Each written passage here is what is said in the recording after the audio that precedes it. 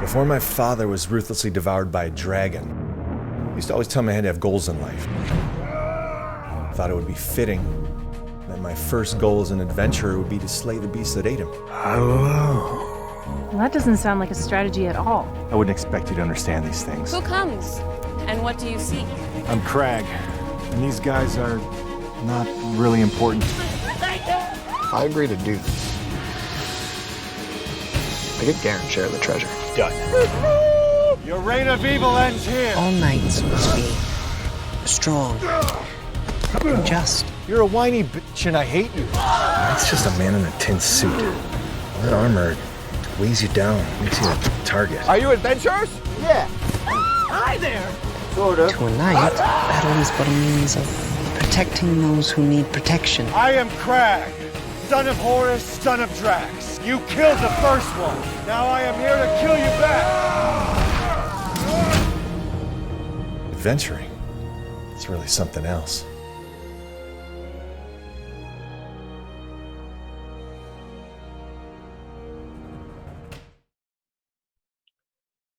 Hello, everyone. It's 6 o'clock. It is Friday night, I'm told, and that means that it's time for Dragons and Things. Yay! Yay! All right, here we all are. This is like the old days. It's all of us here, ready to play classic Dragons and Things characters. Friday night. It's just like it used to be, except that we are on completely different planes of existence from each other. So That's it. that's it. There we are. All right, we're here to play some Pathfinder, as you all know. We, of course, are doing things a little bit differently. We are not in the same room. We are doing it a lot. If you were here for our Monday stream, we started a classic tale with the classic Crag crew characters, and we are continuing the second half of that story tonight. It'll be a super exciting time. We are going to be chatting with you guys using the our little comment break system that we've devised. It's been really great so far, I think, and I think that we've all gotten pretty used to it, and I think it feels good. So we're just going to keep on doing it. What else? Oh, even though everything else has gotten so topsy-turvy, that doesn't mean that there aren't a couple of things that still remain true. One, we're getting sounds coming in from Sirenscape. So sounds and music from Sirenscape. We're big shout out to them, of course. We can't use our dice cams, but that doesn't mean that a lot of the dice we're using aren't being provided by Norse Foundry, because they're awesome. They've been keeping us going through these tough times, but we love Norse Foundry. They've actually got a new Kickstarter up with a really cool Kickstarter video that you should go and check out and support. Ben has a comment of some kind. He's going to show, he just wanted to... Nobody can hear you, Ben. Are you muted? He is. Still muted. Still muted. This is great. This is awesome. Hey, So there we are. Oh, Okay. Ben's back, everyone. Oh boy. It's I was just saying hello.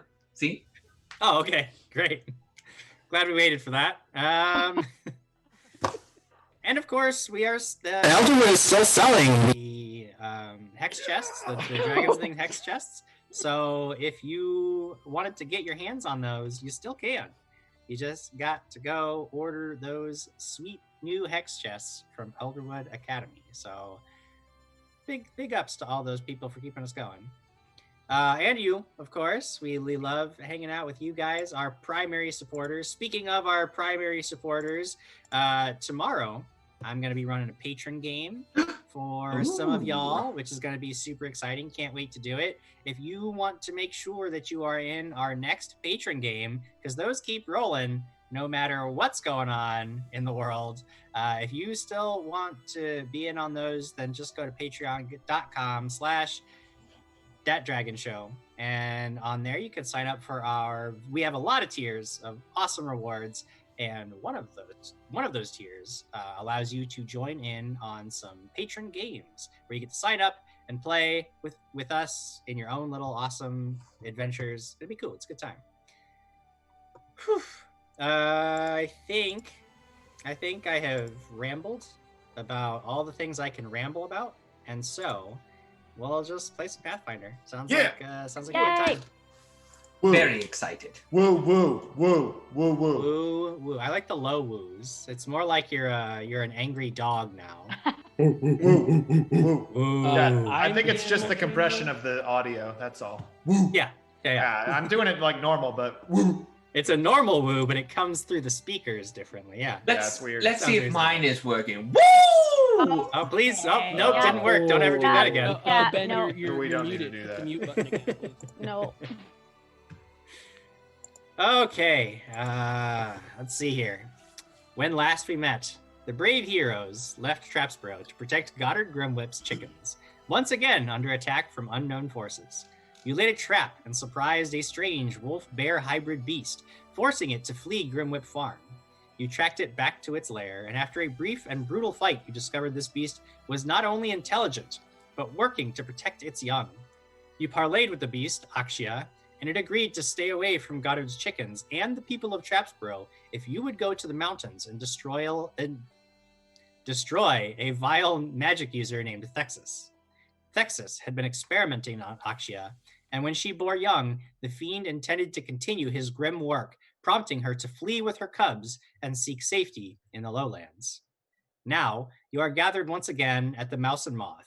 You have rested and regained your strength, knowing you will need every bit of it to face the dangers in the mountains. You also know that you have only a limited window of time before Akshia can no longer hold her end up of the bargain.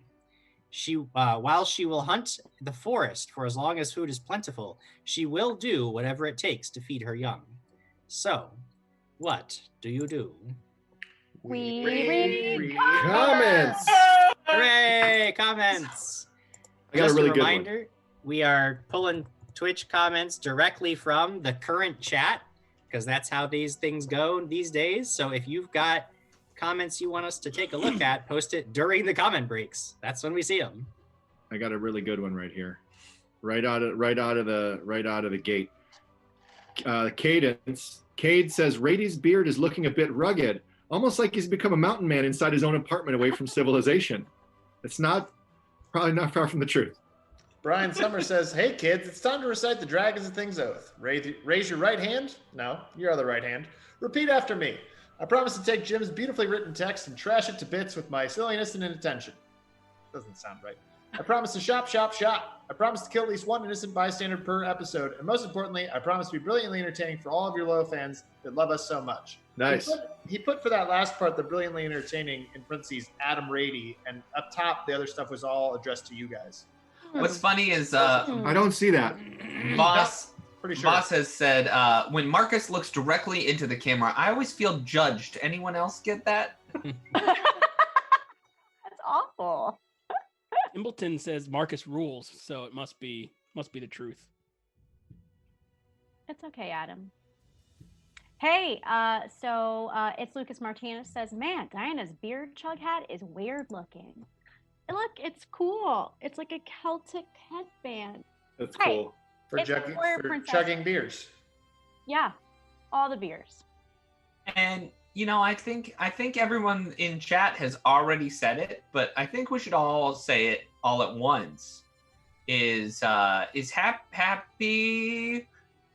Happy birthday, Diana! Happy birthday! Happy birthday! I got it. Happy I got it right away. Happy birthday, Diana. Happy birthday, Diana! Okay. Mama Jim says, Thank "Hi Jim, you. love you." Hi, Mom. Aww. Elite Trooper 348 says, "Happy birthday." Thank you guys. Thank you so much. It means so much to me. And Sarah especially. BC1. Yeah. I'm sorry, Diana. Sarah BC1 No, says, it's fine. exclamation point, donate. Yes. Speaking of donates, we had a donation of $50 come in from Mom in for Life. He asks, Wow, "Are we wow. still doing draws? Oh wow. If so, Oh. hashtag Alex. If not, have $50." Ah, Wow. that again? I'm in for who is it? Oh, I'm in I'm for in life. for life. Steven. For life. Thanks, Steven. Okay, Diana, I have the cards here. I'm sorry, I'm trying to get them. Okay, I'm gonna pick. All right. Ready. While he's doing that, Crossbear18 said, Craig shaved his beard. Where's the unsubscribe button? Okay, here we go. Hey, Diana, where? I want that one. This one? Sure. This one. Yes. Okay. Whatever This it is the 9 of clubs. Ooh, what does that do? Gives you well, the numbers that high aren't supposed to be in the deck, but that's okay. These are trying times, so you get an extra special bonus. Ooh. You get a +9 to anyone's skill check. Whoa! That's a lot. Yeah, hey, Rady. Whoa! Rady, the numbers that are above 5 up to the jack are not supposed to exist in the deck for this thing. We could do it again. Here we are. It's your birthday. You get an That's extra the special birthday bonus. draw. That's Hey, the Jim. birthday bonus. I have a question. Thank you. Are we What? still doing fates? Because Um, Sarah BC1 just dropped $75. Oh, the surge? Oh my Surge, gosh. yeah. you want a fate surge? Oh, Oh my boy. gosh. Surge. Or let's go back to the old surge. school It's wild called magic. Wild Magic. Yeah, let me see if I can find the old wild magic table. No! I don't Oh, want the gosh. wild magic table. Oh, I like gosh. fate Yeah, here surge we much go. better. The old wild magic. She didn't choose a table. target yet, so she types in there a target. Oh. Have removed those numbers as requested, but Diana remains with a 9 of clubs. Thank Well, you. thank you. I wrote it down. Thank you so much, Steven. Yeah, Sarah BC1, just choose a target, and then we'll figure this out. Target Diana, it's her birthday. Hashtag Quigley. Backfired! It backfired on me! Karma. Looks like Sarah BC1 has said hashtag Quigley. Ah! Quigley, why don't you roll a d10? It's because I was so mean to my players last night. Yep. Good luck. I hope you get something juicy. It's an 8. An 8? Juicy. It's an 8. An 8? Oh, okie dokie. Cool. When we get to some combat, this is going to be fun. Oh! Yeah. All right. Let's You're gonna have to wait. roll initiative, guys. Roll initiative. Immediately, somebody Here we start go. fighting Quigley immediately. Ugh. All right, so we've settled those things. We got your draw. You guys got your extra little bonuses you. there. And you're in the Mouse and Moth. You have not actually set out on your journey yet, but you know that time is of the essence. So you can just leave if you'd like, or if there's anybody in town that you wanted to visit, you may do that. Otherwise, what do you do? I mean, you could just abandon this whole quest and do whatever you wanted. Can't stop you. Ruined Inbox Jim's World is game. your game. I It's your go- story. I go on a Chul hunt. Jim. Okay, let's go hunt some Chul. No. Last place you saw Chul were at the Shrine of Drift. So we haven't. So we don't have any gold, do we? Nope. You're very poor. So I guess. No. Jim Jam said that we've had whatever we wanted. So, Except I have for chosen to gold, have Quigley. 20,000 gold pieces. You have What are you gonna 20,000 buy with gold? 20,000 gold pieces? I'm not going to buy anything with it. I just have Oh, you just have it. I That's- just want 16 potions of cure moderate wounds. That's it. That's, I want a that's a couple. hefty sum of potions. Well, we could like spread them out. Yeah, I'd That's like so a funny, couple. Ben, because I have 23,000 gold pieces. Congratulations, Greg. What do you even do with all this money? +4 magical. And buy all Well, of that's it. more than 20,000, so nope. Invisibility potions. Yes, Yes, you can get one invisibility potion for 20,000 gold pieces. You buy a tiger, Jim. So we're back at the Mouse and Moth, and Yes. we're regrouping. Regrouping. You've just woken up. You have eaten breakfast, and the day is yours. I think And we should be down there after breakfast and kind of talk about what the plan is. Right, and eat second breakfast. Second breakfast. I don't Yes, remember another eating the first breakfast. breakfast. Because I don't remember eating the first breakfast. I was just told that I had. But I was wondering Unacceptable. what it was. Was it biscuits? Was it some pancakes? snacks or some toast. Why does it have to be just one of those things? It could have been all three of them. Jim, All right. while Quigley is downstairs getting his breakfast, Yes. I'm going to go in his room and get the box and throw it out the window. Box is on my back. And then I go, no, we've established before that you keep the box in your room under your bed because you put the bear traps out. And I, being an intelligent person, walk around the bear traps, toss the box out the window, then come running down the stairs. Quigley, there's been an accident. The box, it learned to levitate and it flew out the window. I do think that he needs to roll an intelligence check because those bear traps are bear traps. That's not how traps work. You don't roll intelligence checks against them. If you can see where the bear trap is, which you would be able to do in a room, you would be able to step around them.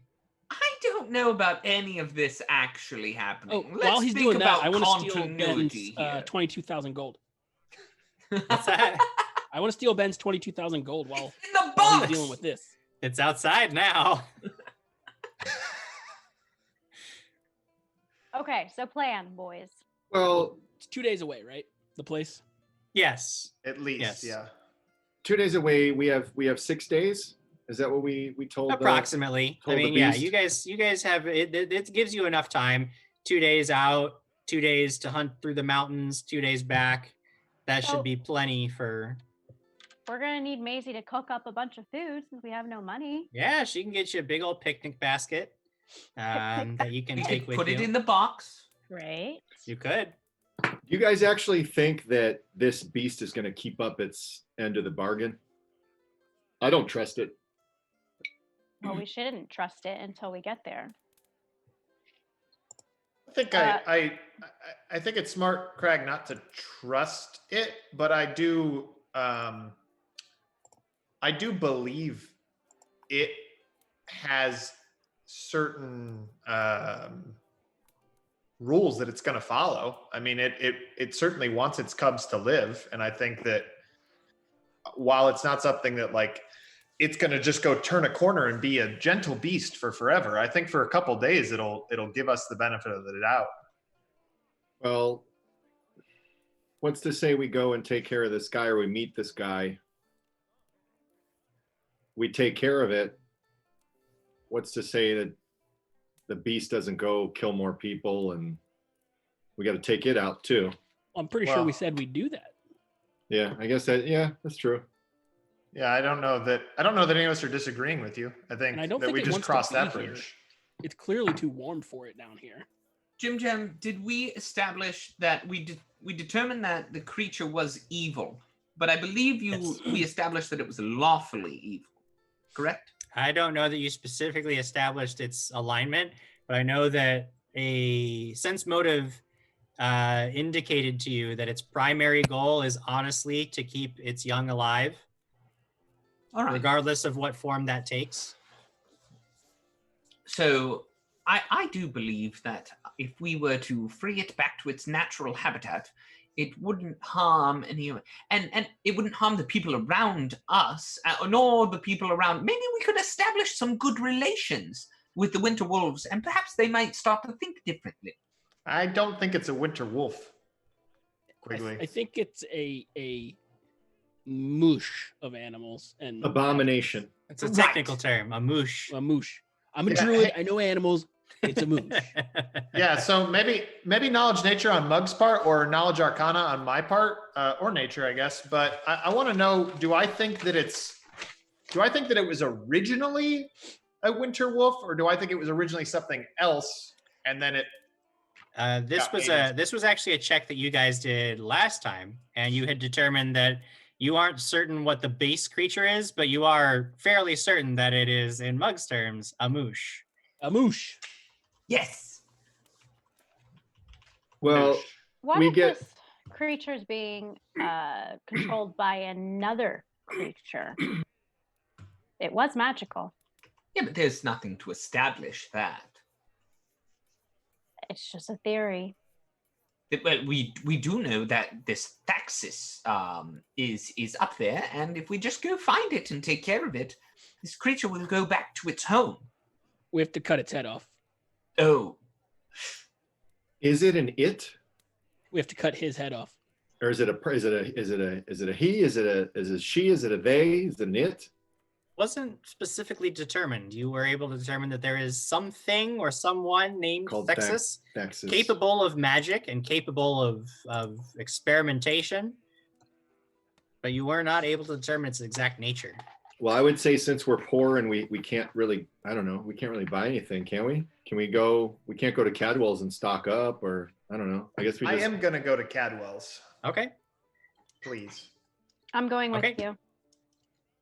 Is I'm gonna anybody else going there? I'm gonna go get the box from outside. Well, There's raccoons that live in it now. It's just outside, so it didn't get Is very it far. really? Is it really the box? Do we have the box? Is this a Yeah, thing? yeah. We talked about that last time. Oh man. The box and the rope net sack. It's so wonderful. All right. You head to Cadwell's. It's open. You walk into the store. Cadwell sees you and hello, friends. Welcome to Cadwell's Curious Concoctions. How can I help you be a better you today? Cadwell, how the hey are you? I'm doing all right. How are you, friend? Could be better, I bet. Try one of these elixirs to make yourself. I could be better, and I'm hoping you can help me out, Cadwell. You see, we've run into a bit of a slow patch as heroes, adventurers, and we're off on an adventure. We're about to begin one, and so I'm expecting that we're going to come back with a little bit heavier coin purses. But right now, I don't have any gold, so I'm wondering, can I trade for a couple Cure Light Wounds potions? Maybe.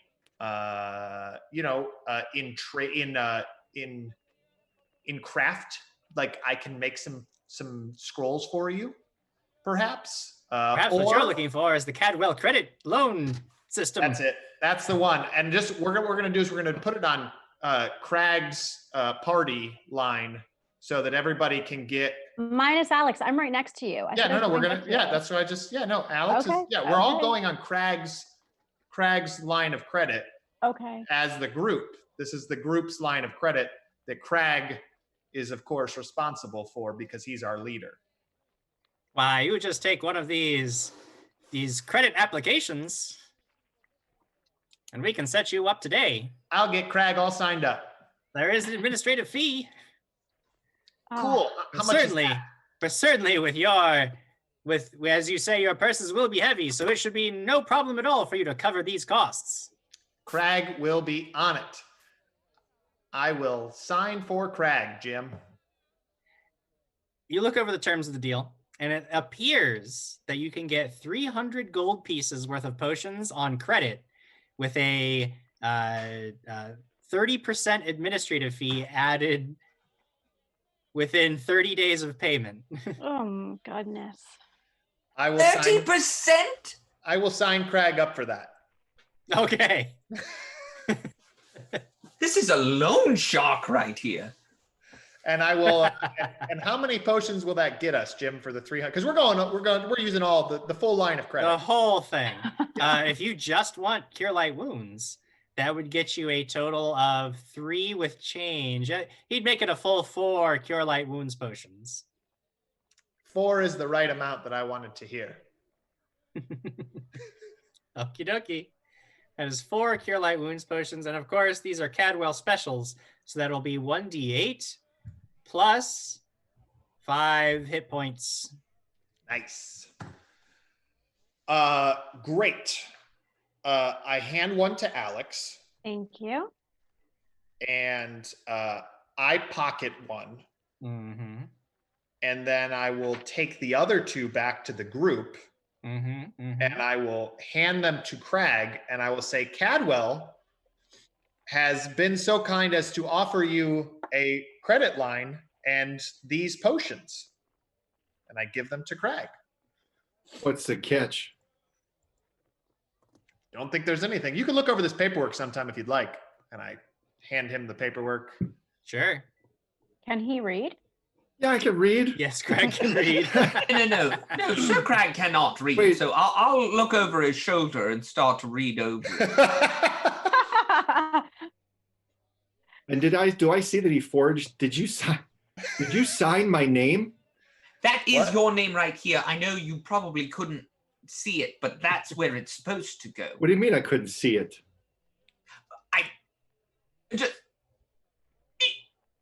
Never mind. Well, you know what? We don't have time for all this. We got it. So I'm packing up all the food that Maisie made for us. That's the spirit, Craig. We also get down had to business. We also had the potions from Grimward. That's true. Yes, two you got other a reward of potions from God 2 of moderates Grimwhip. and 2 endure elements. That's correct. Nice. Now we're going into the cold. Are you guys prepared to go up into the cold? Don't have. I own a mine for cold weather clothes. outfit. You do? Yeah, it's on my sheet. You have a. I don't have anything on my sheet. Oh, I have my sheet's furs. here. So I have furs on my sheet. It gives me a +2 to save. That's your loincloth, buddy. That's not going to No. protect you from the cold. No. There's furs here for the for the cold elements. I will say, I'm looking over my No, there's gold not. pieces right There's now. There's not. But can I go get furs somewhere? Yes. I'm looking over my gold pieces right now. It says total 0 gold pieces. Yeah, mine too. Unspent funds 876. So somewhere there's a bank out there that owes me 800 gold pieces. Somewhere out And there. I- If you could discover where that bank branch is. And I bet you that bank branch would just gift me some furs for holding my gift me. Have you some ever gold- been to a bank? I mean, if they They were don't- holding They don't my gift anybody money. fur. Hold on. I can take care of this. I'm going to go to Sarge's, Jim, Okay. and I'm going to inquire about his line of credit Oh God. on behalf of Craig. Wait, whoa. Uh-huh. Do you say this? Do you say this to us, or you just leave? No, I just leave. I just walk out. So you walk into Sarge's. He's standing there, with his arms crossed, looks you dead in the eye when you ask him about a line of credit, and he says, "Nope." Well, see you later. And I go to Ashes or somebody else. There's got to be somebody else in town that sells cold weather gear. Nobody else extends you any lines of credit. Swift Winds Trading Company. Those guys will definitely send me. They will definitely give me a line of credit. I don't think so. Jim, I would like to go to the local bank. You go to the bank, Quigley. Yes, I was just here. I'm sorry. What is your name, Bank Teller? Jonah. Jonah. Jonah. Jonah, it's wonderful to see you. I was wondering about my 876 gold pieces in unspent funds that I seem to have. There's somewhere here. Okay. I'm surprised to see Quigley when I walk into the bank looking for a line of credit. All right. 876 gold pieces. Yes! Yeah, we've got it on hold. It's your unspent funds account. Yes, may I withdraw all of it? And Sure. Right, Hand you a sack full of 875 gold Damn. pieces. I go and I buy cold weather gear for everyone except for, I believe, a master monk does not need cold weather gear. So How's this game working out for you so far, Jim? This is what you It's thought? great. The best part is that you've done all of these things to get cold weather gear when you guys have the magic available to easily bypass any cold restrictions Yeah, we're gonna without take that today. any effort whatsoever. Jim, take that today. I will say most of the time when we adventure, we don't get 876 gold pieces. I did it in 30 minutes. Congratulations. There's your unspent funds. I've been saving it for a rainy day. Now, how much of a line of credit will they open for Crag, the hero of Trapsboro? Oh my God. I'm here as his representative. I feel like I'm not the hero of Trapsboro yet. We're kind of in between times. He's not quite the hero of Chaspro just yet. I don't The even have a title aspiring number. legend. You know what? Make a diplomacy check. Well, I will. Of course, obviously. All right. Just gonna add my 0 to that. Let me just double check the buffs here. Oh, I do have an edge. So 15. 15. They will open a line of credit for 6,000 gold pieces, but they will not open it in anybody else's name. They can only open an account in your own name. Hello, Lord Marcus. I take that application, Jim, back to Crag. Okay. And I'm going to prestidigitate the document to Not read. how prestidigitate works. I'm going to have the document read 600. When he looks at it, it says there's one less zero. Just hold your thumb How over is the there one corner. less zero? I prestidigitate it. That's not how prestidigitate works. I think that's how prestidigitate can No, work. you can't make it. You can't change the text of a document with prestidigitation. It's minor parlor tricks. That's a minor parlor trick. Just put your thumb over the zero. It's counterfeiting. I would not say that's a minor parlor trick. Greg can't even read. It doesn't matter what number's on. Sons of- I have a document. And I'm ready to adventure. I've been ready. Jim Jam, I'll purchase a Cure Light Wounds wand. And What? then with my 876 gold pieces, a cold weather gear, and a Cure Light Wounds wand. And then we'll call it a day. Cure Light Wounds after all this? Yes. Well, gonna there's been a use- shortage lately. It costs No!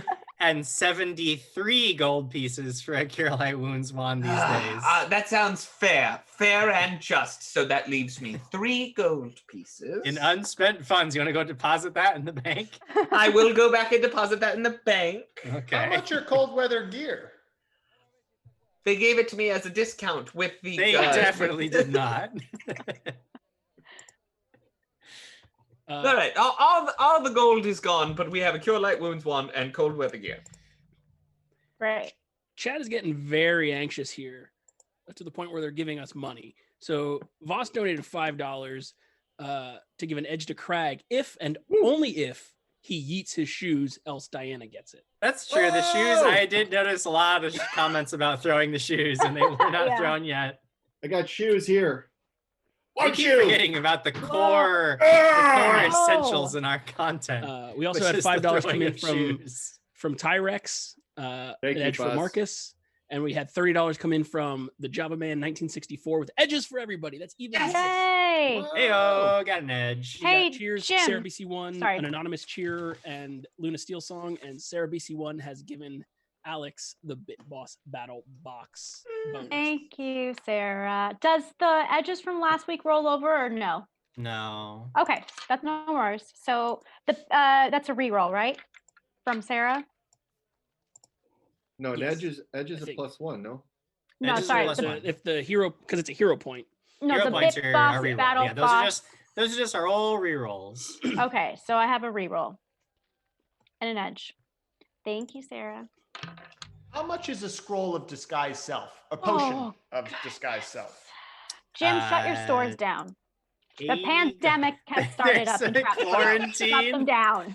We shut down the fashion. 65 gold pieces. Will Cadwell take back the Cure Light Wounds for the disguise self? I'm afraid not. No returns or exchanges on Oh. Cadwell's curious points. concoctions. He points to the sign on the wall. Makes Yeah. sense. That makes sense. I buy that. I believe it. The sign? You buy the sign? Are we all ready? Yes, I've been ready. Is Good everyone? boy. Is everybody here? Yeah. Yes. Yeah, of course. Photo Caballo's here. Do we have? Sorry. Do we have furs? Do I have some furs? Just kill an animal on the way. I like. Yes, I like You know, it. You here's got- cold weather gear. Everybody has cold weather gear. Love it, Now, but I want fur cold weather gear. yours is got it for extra you. furry. We'll just Love kill it. an animal on the way. We'll just So- kill some animals. Who cares? Bug doesn't, that's for sure. Did we break? Did we break Marcus? Let's go. No, yeah, I don't think anybody's. I think broken. he's I think writing. he's writing something down. That's the perfect time to go is when you've broken Marcus. I think we're ready. How Uh, many days of rations do we have from Maisie? What did she give us? I mean, you tell her that it's a 2-day journey, and she gives you a week's worth of food. You figure that'll keep you going for quite a while. Perfect. And if that doesn't hold out and things last longer than that, then you'll just have to live off the land somehow. Oh, and I say, here, Master Monk, here's a fully charged Cure Light Wounds wand. Oh, thank you. I can use this, I believe. Where'd you get the gold from for that? I had it in my bank account. What's a bank account? You should check. You should check You'll find out. your deposit statement, because perhaps you have unspent funds there as If well. you sign this, Crag, you'll have an account at the bank. I start walking. Yeah, I go too. Nobody wants to play Loan Sharks anymore. I'm still in. Imagine if that was a TTRPG. It was just called Loan Sharks. You begin your journey. Hey, Mug. Yes. While we walk, I would start up a conversation with you. I was thinking about taking preparing web, but I noticed that creature went incorporeal, and I'm wondering if we're going to deal with more creatures that go incorporeal. Well, I was thinking that too, because that creature had that extra cold bite. So I was thinking of taking some sort of bite again, or protection against biting. No, protection against cold stuff. And I'm wondering, and the thing is, I'm wondering if it had that kind of weird, wild magic to it, that it could go incorporeal. I'm wondering if it's going to have stuff like invisibility, if we're going to be facing things like invisibility, because if so, I'll forego web and take glitter blast. Well, because that bear thing said that this guy was a magic guy, so I don't know. I'm gonna go with glitter blast. A magic guy. Magic guy. I'll prepare glitter blast instead. Yeah, I mean, I have entangle if we need a. All right, great. That's what I was driving at. Okay. You begin your journey. Traveling along the road toward the highlands, you soon leave civilized territory far behind. You know you're in for a couple days of travel, but unlikely more. While Akshia may well move faster than most of you in other circumstances, if she fled the mountains with her cubs, then she could not have traveled very quickly. The first day passes pretty much without event, and you find a place to camp in the foothills of the Dunstall Mountains. Just at the end of your first day, you realize that this is probably a great time, an excellent time to rest and relax, if it's possible, in these stranger climes. What do you do? How do you set up your camp? Do you guys want to set a kind of a watch, or are you just gonna wing it? Nope. We do the classic Watch. The classic setup camp 5 feet off the road. 5 feet off the road. It's the classic. Immediately set up. In the foothills, there are plenty of like shallow caves where you could take shelter, or you could try the open air. It's not too shabby. There are plenty of trees about. I roll survival check on survival to find the best spot. The best spot. And I believe a 13 isn't going to be that great. Yeah, you guys, the area, it doesn't look like there are really all that great of places. This is pretty far off the beaten path. You don't see any great camp spots, but there is a sort of rocky overhang where you can at least take shelter in case there's rain. That's probably the best you're going to do. There's only one good spot, and that's in the box. That's not a great idea. Yeah. Yep. Are we trying to be sneaky about it? Because I can encircle us with a campfire wall of fire. Ooh. Give us protection for about 10-ish hours. So we could stay here with this rock jutting over the top of us, and you could circle us as well? Yes. But obviously, we're going to give off light at that point. So Well, we're what, a day away? You got another day. You figure that the rest of your travel is going to be up into the mountains themselves. I don't feel like this magic man or magic guy. So the magic guy, I don't think this magic guy is watching for us, right? Unless he's searching for that abomination. I'm fine either way. You want to set up your magic wall of fire or whatever you want to do, that's fine. Yeah. I want to set up some magic fire, Jim, around our camp. Magic fire. So you guys have to build a fire first, and then you basically create a sphere centered on the fire source that is a barrier that no one can see through, giving you guys total concealment from creatures on the other side. However, obviously your camp itself is very well illuminated, and anybody looking for your camp would very easily spot it for some ways off. Thus protected, you go to sleepies. Are you guys going to set a watch? Yes. In light of, now just so you know, let's see, I believe that you also cannot really see through the wall from your side. It blocks, yep. So just so you know, keeping watch isn't actually going to do you a whole lot of good from inside the barrier because it blocks line of sight both ways. So you don't really have a good view of anything on the other side of the wall. And Mug would know to warn you that if you pass through the barrier to keep watch on the outside of it, coming back through will subject you to its fiery damage. So now pass out of the barrier, but not into it. All I heard was we should just go to sleep. Nothing bad will happen. So here's my question, Jim. There's a rocky overhang. Yep. How far over does it jut? How big is this circle of fire? It's 20-foot diameter. So would it be radius, sorry. Would it be reasonable? Yeah, radius. Would it be reasonable to get someone up on top of the jutting rock, perched up top, and be able to see how tall is the wall of fire? It's a sphere, so you can't. Oh, it's a sphere, so we're enclosed. It's like a whole dome. Yeah, you're enclosed in a dome of flames. We're in the womb. We're in the fire womb. We're good. You're in the fire womb. Yes. We're safe. Perfectly safe. Yes, Mug, if anything comes through it, it gets burned. We'll hear the howls of agony, and you will hear the howls of agony. We'll smell the burning flesh. I'm a light sleeper. Okay. Yeah. People getting burned in their flesh always wakes up Craig. Very light sleeper. I still think we should have a watch just in case.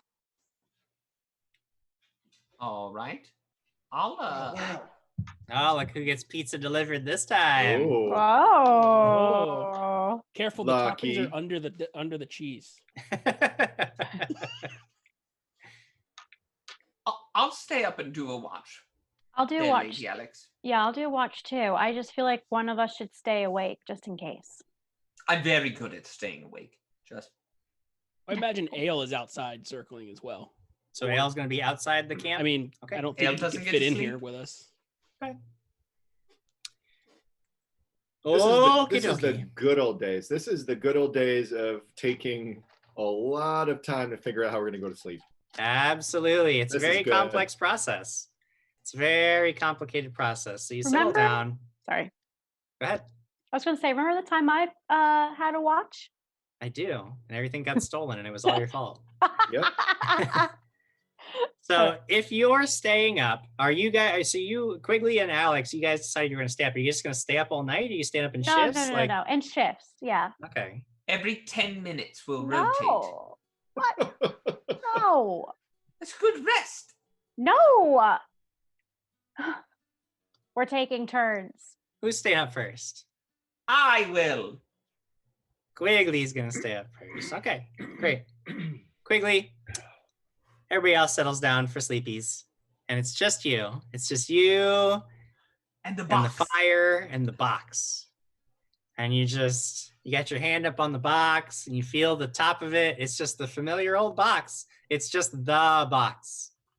Your favorite box. Yes. And after about an hour and a half or so, you make a perception check. 5. 5. Okay. You aren't certain where it's coming from. In fact, maybe it's coming from the box. But you begin to hear a very beautiful melodic song that drifts through the air, and you find it to be incredibly calming and wonderful. What do? I wake up everyone so that they hear this wonderful song. Okay. No. I'm just kidding. I'm just kidding. I wouldn't do that. I said it. I like listening to it. Can I find where it is? Make it a in the perception box? check. 7. You are looking around, and you are fairly you can't tell where it's coming from, but it has to be coming from outside. The flaming barrier. You realize very quickly that it's not coming from the box, but you have no idea what direction it's in. It's just this song, and you can't quite pinpoint where it is. Do I feel the urge to go to the song? I'm just asking you what you do. I'm asking you what I do. I'm curious about your actions here. What do you want to do? Roll the die. I would, well, I don't, like, if I'm magically compelled to follow this sound, I'm going to do it, because that's the compelling nature of this song. But if I'm not, then I'd probably be like, oh, what a lovely tune. I'm going to dance. I don't know, Chim Cham. Tell me what to do. I'm not going to tell you what to do. I'm just saying you hear a song, and if you just stand there, if you just sit and listen to it, that's just fine. I sit and listen to it. It's gorgeous. Okay. The song fills the air for several minutes, and then it stops. Oh. Why did it stop? You don't know. You can't see beyond the barrier. Am I magically compelled to go see what is beyond the barrier? No, because you are the not. song stopped. It's just a beautiful song, Quigley. I don't know why you gotta be so weird about it. It's like it's free Sirius XM radio right now. They're offering free Sirius XM radio to everybody. It's beautiful. Well, I'm sad that it's gone. Okay. But I keep my watch. But you stay in place, being sad about the box or about the song. I wouldn't walk through fire to go to a song. Okay, I'm not asking hard you enough to do to that. get out of my Again, house to go to a camp. I'm not asking you to go and do anything. All right. Then I watch. Then you watch. Okay. The rest of your, I don't know how long you intend to sit there. So you tell me. I intend to stay there about 4 hours. 4 hours. The rest of your watch passes, and then I guess you would wake up Alex? Yes. Okay. Hi. Oh, good morning, Lady Alex. I just wanted to let you know there's been some beautiful music. If you pay close attention, it hums through the fire like a wonderful whisper on the wind. At this point, I think to myself, like, he needs to sleep. All right, time for bed quickly. Good night. Okay, good night. He'll go into the box. Okay.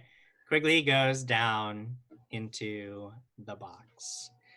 Alex, you take your watch. Eventually dawn comes, and it was a fairly peaceful, uneventful night. Great. Everybody else starts to wake up the next morning. If you guys want to, I don't know how long you intend to stay there, but if you and Quigley are just working on, 4 or 5 hours of sleep, then you'll have to make fortitude saves to determine whether you are fatigued in the morning. But you could just move on. Oh no, I'll make that fortitude save. All right. Okay. I will too. All right. Fortitude save from each of you.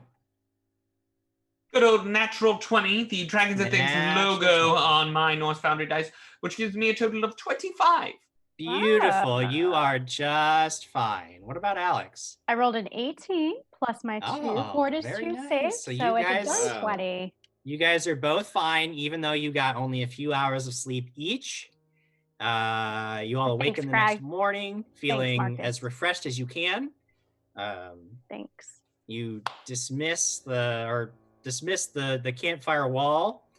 And as you are getting ready to go, it is Mug who notices first that Ale is nowhere to be spotted. Uh-oh. Jim, He is neither circling overhead, nor perched on the rock, nor anywhere. You call out to him a few times, no response. You have no idea where Ale is. I didn't sign up for this, Jim. Man, Quigley really should have investigated that noise. He just left Ale on his own because he wasn't magically compelled to investigate. Mug, what's going on? Oh, I can't find Ale. That's weird. That's very weird. And he's not coming. Does he do that often? Only one time when he went to see a girl. Maybe he saw the girl. Does he sing? Ale? Yes. No. Does his girl sing? I assume his girl is also a rock. So no. ROC, not ROCK, Craig. Oh. Right. Because I heard some lovely music. I just assumed that something... What did that music sound like? You heard music? You told me. I thought you were just crazy. Hum it. No. What did it sound like? It sounded, Quigley, like a beautiful melodic voice calling out in the wind. So it was something like, I'm a beautiful melodic voice calling in the wind. That's very annoying. But you know what? Beautiful. Jim? Yeah? Knowledge Arcana. I want to know if this is like a Pied Piper situation. If this is like... I feel like this wizard targets animals that would it's the Tiger King. Did you watch the Tiger King, Jim? Is that what's going on right now? I have watched the Tiger King, but that dude does not sing to attract animals to anything. He is a country music He star. does sing though. He does sing though. I heard that was actually a band, and he would only mouth the words in the videos. No, he totally was mouthing the words. No, it was not him. 100% he was mouthing the words. I think I'm the only one who hasn't seen this show. I have the last episode to watch. Don't spoil anything. Well, regardless, I think that Ale has been taken. And I would like a Knowledge Arcana to see if I know a spell that would do that, or... Yes. Go ahead and make a Knowledge Arcana check. 18 on the die plus 13, 31. Woo. I mean, there are certainly spells and or creatures capable of luring people with song or images, or there are a variety of creatures well known for creating pleasant lures for unsuspecting people out in the wilds. It could be lucratas, or an enchanter, or harpies, or any number of creatures. Yeah, but would that work on a rock? Yes, any of that would. Well, I look at Mug and I'm like, look, I got a bad feeling about this. We know that wizard was doing something with intelligent, powerful animals, and we know we're a day away. Oh, we have an earthquake. There's an earthquake. Really? Yep. Yeah, I can see your camera shaking. Yep. Wow, I just saw Here's your the camera test. Here's the test. Do I get it up here? I'm waiting for it. Yeah, I live down the street from you, and I'm not feeling anything. We're near an epic center, though. We're near our. Never mind. Center. I don't know what it's called. Sorry. We're near one on the. Yeah. Pretty epic, though. I hate you.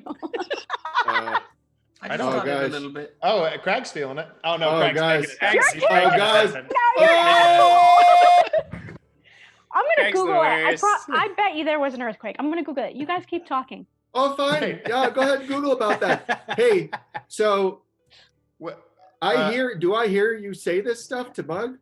Just 1 second, Craig, because yes, you do. I'm going to say it out loud, but I wanted to just finish up my thought and ask Mug, are there any other animals in this area? I can, well, Jim, have I chosen my spells for the day yet? Not if you don't want felt to have. it? Because I can swap.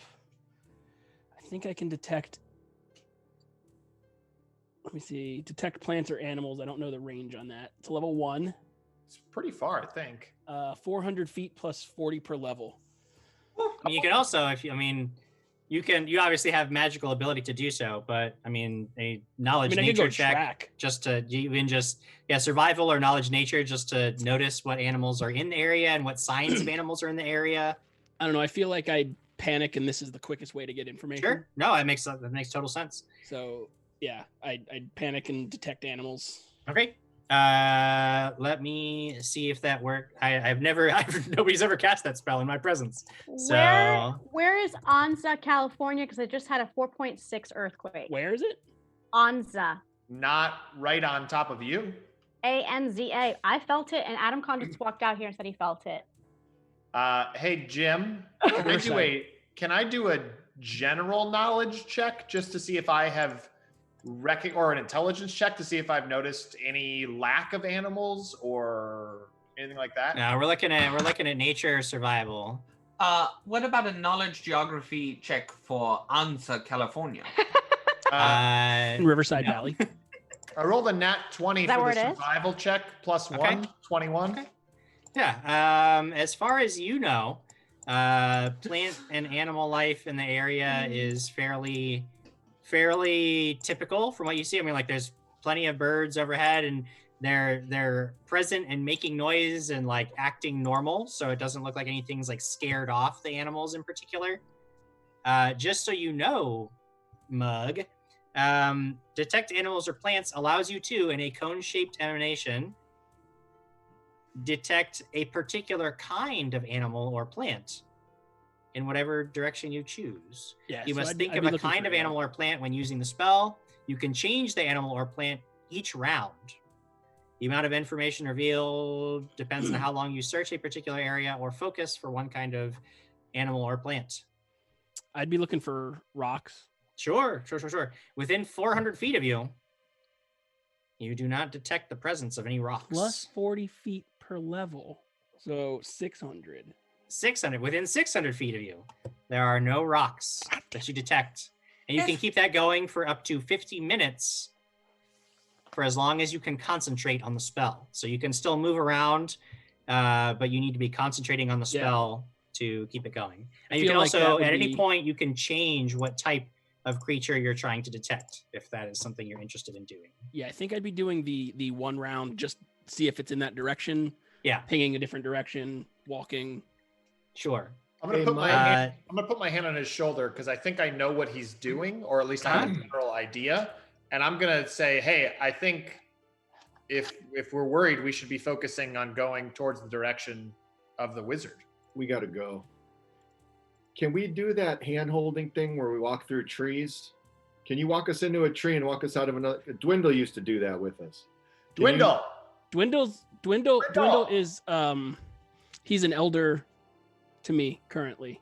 I can one day strive to become his glorious druidness. So you can't tree walk or whatever the heck he does. No, not yet. All right. Well, we should go. We should pack up camp and go. Well, I'll keep this up for 50 minutes whilst doing other stuff. Yep. So you guys pack up camp and begin making your way up the mountains. The journey becomes much tougher on this day as the land gets more rocky and begins to rise. Even in this late in the summer, the mountain tops or the mountain peaks are dotted with snow, and you know that you likely will have quite a climb to reach heights suitable for a creature like Akshia. There are many winding trails here in the mountains, and you realize quickly that it may be difficult to find where Thexus conducts his work in these rocky lands. So what are you doing to help yourselves move forward in the right direction? You said his, Jim. You revealed it. I did. Sorry. My bad. Got him! Yep. Adventure's over. You figured it out. So Mug's still concentrating on the spell. You haven't felt a ping in the time that you've moved yet. So if anybody else looks to sort of, I don't know. I should have before.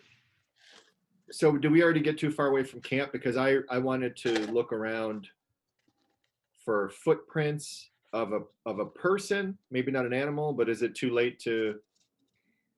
We're probably too far. Yeah, I kind of moved you on. Sorry. That's fine. That's fine. It's an afterthought. Can we make a perception around where we're walking? Aftershock! Stop! I'm being serious. Look. I'm jealous because I never get to feel all of them. I've never gotten the one that was here. The one time we were live here, I felt that one. I'm just kidding. There. I would like to do a survival check to see what's the best way up this mountainside. Survival away, Quiggles. 7. Quigley is like looking at this really steep, rocky incline, with scree and loose rock all around. He's like, we should go up straight up here because it is the quickest way to the peak, but it is clearly unsuitable for human travel. 20 dirty, Jim, on my survival check. I'm looking at him like, we're not going up that way, Quigley. You find a much more suitable path, and you're trying to think, if this creature has to move up and down the mountain, though you don't find any tracks specifically of anything, you do know that if you were going to have to move up and down this mountain at any point, and somebody who is living up here would certainly have to, there is one particular trail that looks most suitable. So you begin following that, making your way up the mountain. And as you get another 2 miles up the incline, it is actually starting to get a little bit colder in the mountains. The terrain is becoming more rocky, a little bit more barren, fewer trees, a little bit more scrub. And that is when, Mug, you suddenly detect the presence of a rock somewhere ahead of you. What do you do? And as I got him, or I got one. You got. And then I will study through the next 2 rounds. Sure. You focus, narrowing in your concentration to determine there is a single presence of the specified creature. And then you get its exact location, the conditions, the location, blah, blah, blah, blah, blah. It's outside of your line of sight. Then you discern its direction, but as a location. So it is a little ahead of you, not directly ahead, but the path itself is winding enough that would make a little bit of sense. You just have to keep going. However, you can you detect its condition, and he seems healthy and free of disease. That's what you can tell. Okay. I'm going to cast Mage Armor as we progress, after he says, I got him. Okay. Me too. I'm going to cast Mage Armor. Me too. Ah, very good, Quigley. My hammer's at the ready. My blades are out. Yeah, hammer's at the ready, and I'm ready. I am ready for anything, Jim. I'm on high alert now, and I think I kind of whispered to everyone, we should sneak forward. We should try to stealthily move forward. Sneaking. Do you want me to scout ahead? Oh, Sir Gerald would not approve of. Yeah, Alex, scout ahead. Be quiet, Quigley. All right. I'm going to use my edge and scout ahead. Okay. 14 plus 12. 14 plus 12. Okay, it's 26. And how far ahead are you going? I would probably go about 40 feet. 40 feet? 30, 40 feet, yeah. All right. It doesn't give you a whole lot of distance on your companions. You can still see them. You're making your way along. And as you get around a bend in the path, and you sort of wait for a moment because you wanna wait for your friends to catch up so that you can keep a line of sight on each other. You begin to hear a song that calls out through the air, sort of rolls down the mountain, almost like it's the wind itself singing to you. And now I need you to make a will save. Is it happy birthday? 19 on the die, plus 2. 19 on the die. Okay. You begin to hear this singing, and nothing really happens. You remember Quigley talking about hearing a song in the middle of the night last night, and now you can hear it too. You thought maybe he was just crazy, but you also hear it. Okay. What do you do? I'm going to sneak back to the group. Okay. Maybe not. 17. 17. Okay. Yeah. You is that 17 on the die? It's 5 on the die plus my 12. Okay. 5 on the die. 17. You sneak back to the group, and what do you do? I tell the group, so Quigley, you weren't lying. There's a song playing up there. There's music. Someone's singing. Yeah, it's very pretty, isn't it? Yes, but we need to be careful because that might take over us. Jim? And as I put my earplugs in.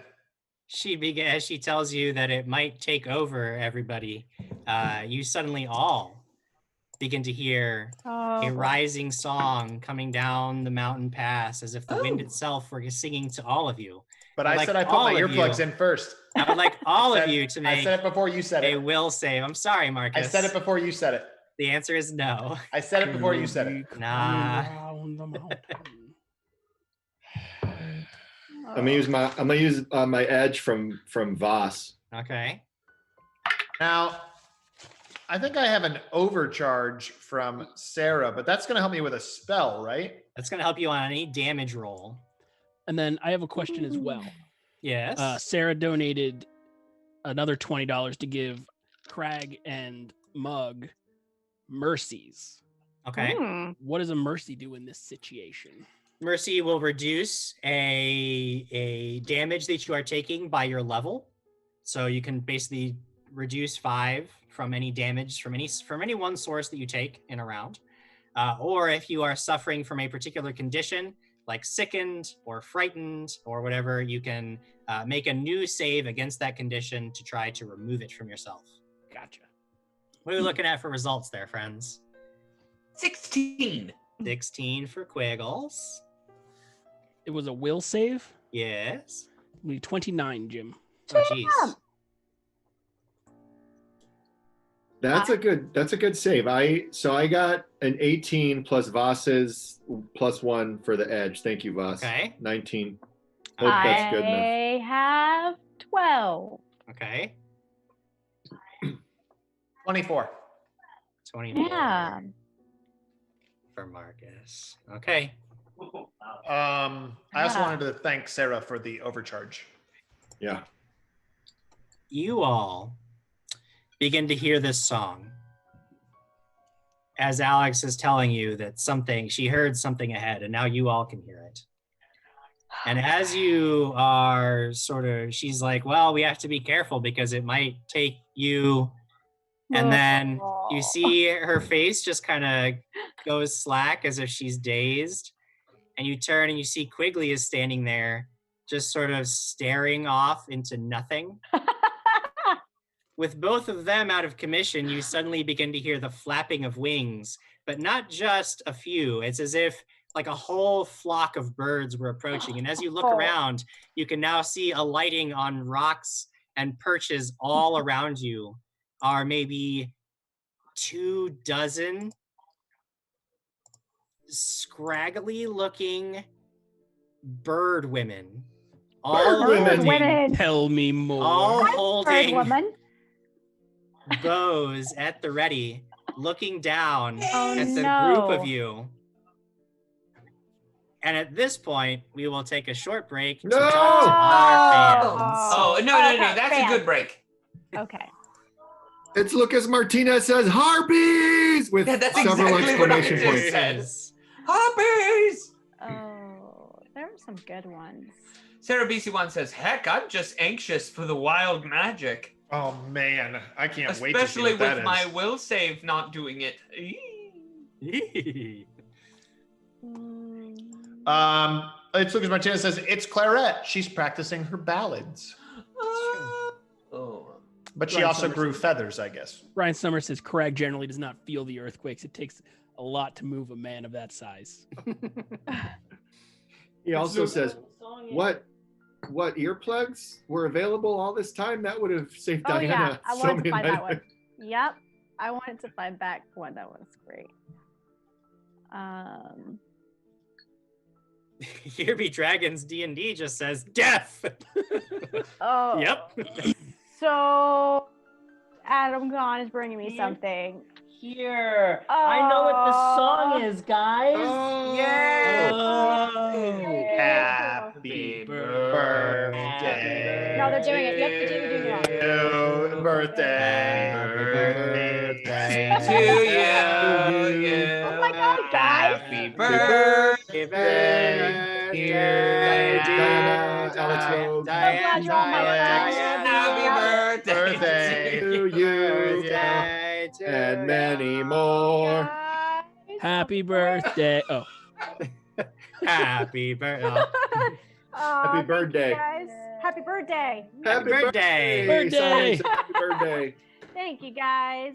And thank you to Katie and Adam Rady for surprising me this morning with the cake at 6 feet distance. Don't worry. And then what's funny was when we were setting up, it was 20 minutes before the show, my friend Paul wanted to stop by, and coincidentally, he brought me a jug of really good milk that he loves. So now I have milk and cake.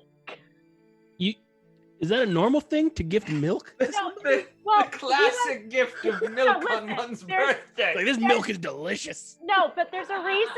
There's a reason. He was dropping off our checks from where we work at, and we've talked about how much, I know it's weird, I like drinking milk. I love milk, and so does Adam Kahn. And he said this is the most delicious milk he's ever had from Whole Foods, so he brought me a jug of it. Nice. Don't say that to And Craig. He gets mad. Why? Don't say Whole Foods to Craig. I don't care about Whole Foods. Sorry. Wait, what? Anyway, so he brought me a jug of milk. Can I have milk too? Thanks. That's a big. I can't eat all of that. You don't have to. Do you guys want to share? Wow. That's one slice I of cake wish. for me. I know, not for It's me. a pen-sized Voss, slice. Voss also donated $5 to give Diana. an Nice. edge. Oh, thank you. Thank you, Voss. Photo Cavallo says you're 25. Yay! I'm a quarter of a century. Woo! And Duchess of Dino said milk. I love that's- milk. You guys are weird if you don't like milk. Sarah BC1 says, I love milk, but does me bad. Oh, boy. Shazzy59559 says, congrats, mine was yesterday. So happy belated birthday, Shazzy559. We are Aries. Aries unite. Thank you. Is it good?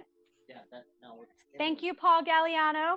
If you're watching, I know you said you're going to watch. Thank you so much. Hey, Paul Galliano. Yeah. Paul Galliano. Paul Galliano, hey, come Hey, on, Paul you got Galliano. some milk here, you know? So, Jim? Yes. I put my earplugs in. Okay. Put some earplugs in. The singing continues. You can tell now that it's coming from one of these bird women.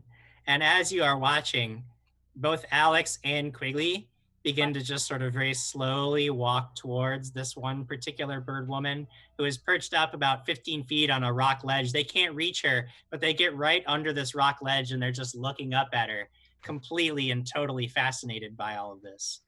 One of the bird women, though, calls your attention when she speaks, and she says, "Drop your weapons, and this will go well. If you do not, then your bird friend will suffer." What? Give me back my bird. We're not here for you. What if we don't have weapons? I just got a stick. Guess you got me there. Well, Jim, We're wouldn't Quigley and I just drop it because we're just listening to her? No, you're just standing there. Oh, okay. You don't necessarily feel any compulsion to follow her orders, but you are just listening to this other bird woman who's singing. You've actually tuned out all other sounds. You aren't even really aware of your friends and what they're talking about. You can only hear the song, and you can just stand there completely fascinated. Listen, I did not realize we were in the basement of this mountain, you flying hags. We are not here for you. Do you know Thexus? There's some chattering as you can tell that the name that you've said causes a bit of a reaction amongst many of the others as they begin chattering to themselves. But the one who has called your attention sort of stiffens up and just looks down at you and says, "We know Thexus. We've come to end Thexus. Not our problem." Why? You wanted us to put down our weapons and then we do get the bird back? I'm very confused what we're doing. What's the deal? The deal is you leave the mountain. All right. Forever. Yeah. Your weapons are tribute to us. Nah, it's not gonna work. Can I spellcraft the song, Jim? Yes.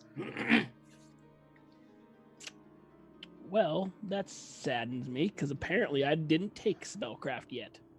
Blah, blah, blah. So 6 untrained. You don't know what's going on there. What's the time limit on this? Can we leave the mountain after we kill Thexus?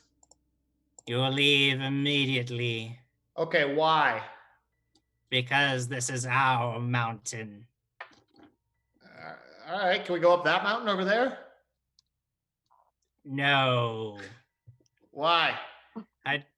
Because you've already annoyed me with your weird questions.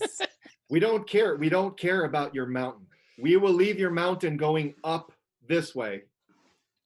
We're not here to stay. We're here to kill Thexus. That's it. Give us ale back, and we won't have to hurt you. We have no quarrel here with you. And see, Jim Jam, this is where it all happens. Because I actually passed my fortitude save, and I've been pretending this entire time. And I just stab it! I just start painting and slicing and dicing every one of these harpies. No. Check in the closet behind you, Jim. Dana, bring him the note. The harpy who is speaking to you. If you are determined to pass through our lands, then you will do us a service. Oh, great. Another service. We already owe some abomination down where sure. What's your service? You will go into the cave of frozen fangs and bring us the liquid silver. The cave of wonders. Sorry. Why? Because I need it. You will go and get it for me. Can I knowledge nature liquid silver? Sure, yeah, go ahead. That's pretty good. Gonna be a 28, Jim. You're guessing that she is very likely talking about mercury, though there are other metals that are liquid at standard temperatures. It's the silver part of it that makes you think it's probably just mercury. It's used in a variety of magic rituals, spells, incantations. Do I have some of that in my spell component pouch? No. So So what's guarding the liquid silver? That's not. Okay, fine. It's a very nasty beast. So why don't you go kill it? You guys like own this mountain or whatever. Can't you sing it to sleep? No. Why? Well, it's very large. Is it white? No, it's not white. It's blue. It has blue scales. Is that a blue dragon? No, it's not a dragon. Give me back my bird. Yeah, give us ale back. We'll go get your liquid silver. We're going to do that after we get Thexus's head. We'll come back down. We'll find this cave. We'll get the liquid silver. Everyone will be happy. I'll shake your little bony crone hand. It'll all be good. No. Do it in the reverse order. Why? You know what? Okay. Go ahead. That was it. You solved my puzzle. You just ask why enough, and you're right. It's all just arbitrary. There is no point to any of this. One harpy stops singing. Alex and Quigley, you feel like Jim, do you remember this? You just now? Do you feel remember good. this? You come to all of a sudden. No, I'm still in. Like, all right, ladies, I guess you got us. There's really wasn't any point to any of this. No. You know what? You thought heckling me was fun last night. He is just crushing you right now with why. I know, it's fine. I get it. It's all good. The harpies begin to sort of shrug at one another. They didn't really expect all this. They don't know how to handle it. So they go and they kill Thexus. They're like, just come on, girls, back home, I guess. And they all leave. No. Yeah, they're gone. Yeah, I know where we can get some mercury.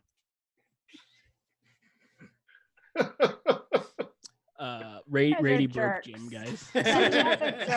Jim is broken. Did we win or did we lose? No. So whenever you break the game, we are the ones that lose. Let's just be clear about this. That was that's totally like a 5-year-old move, just to keep asking why.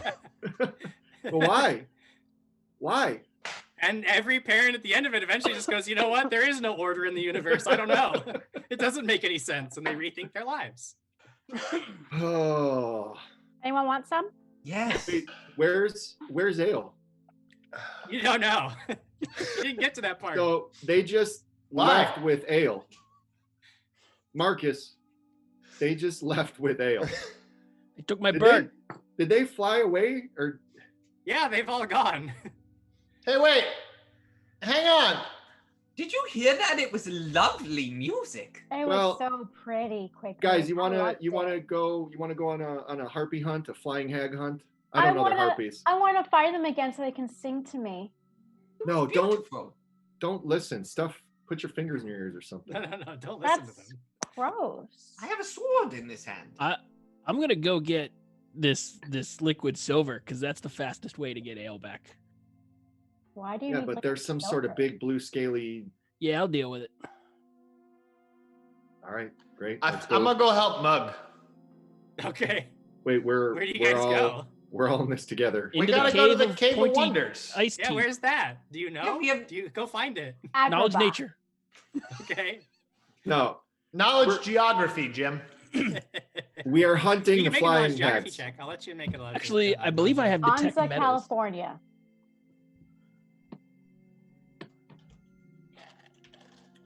27 knowledge geography. There are quite a number of frozen caves up in the upper reaches of the mountain. It could be any one of those, judging by the direction that the harpies all flew. If they flew in a direct line to their home and weren't trying to, double back or do any sort of circuitous route to sort of prevent you from finding their home, then you would guess that if you take the next eastern branch, you'll at least be sort of near their territory, and hopefully one of the caves there will be what you're looking for. I suggest that to Mug. Okay. Can I use that information along with a knowledge nature on how Mercury is formed to kind of pinpoint thing. It wouldn't really pinpoint where that specific cave is. How powerful are flying hags, guys? I don't think those were flying hags, Greg. They look like flying hags. They did look a lot like flying hags. They looked like bird hags. Wait, well, we know they're less powerful than us. Yeah, they were if afraid you of us. knowledge arcana, if you want to, knowledge arcana is the appropriate knowledge for harpies.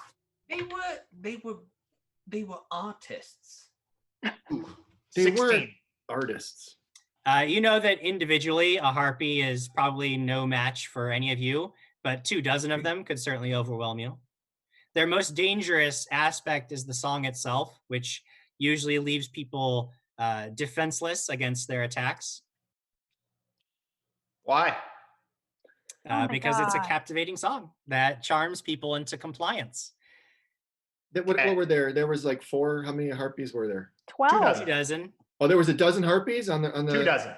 24 harpies. 24. Oh, there were 24 harpies. And there's a whole tribe of harpies living up here, a whole society of harpies. Gaggle. They made their home in the mountains. I believe it's called a gaggle of bird hags. No, it's called a troppies. All right. We go towards the flying hags, the harpies. Okay. And their cave of wonders. Uh-huh. We want to get this thing because we want to get Ale back. Uh-huh.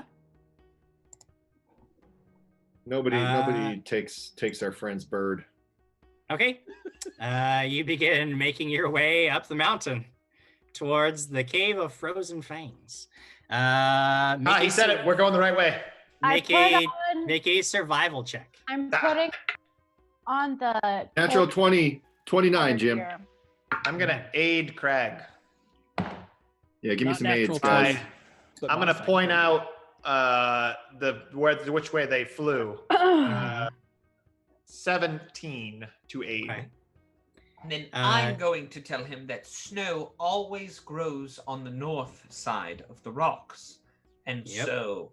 I want to throw a snowball at Quigley. Did I get an 8 on that? Yes, you did. Let me tell you.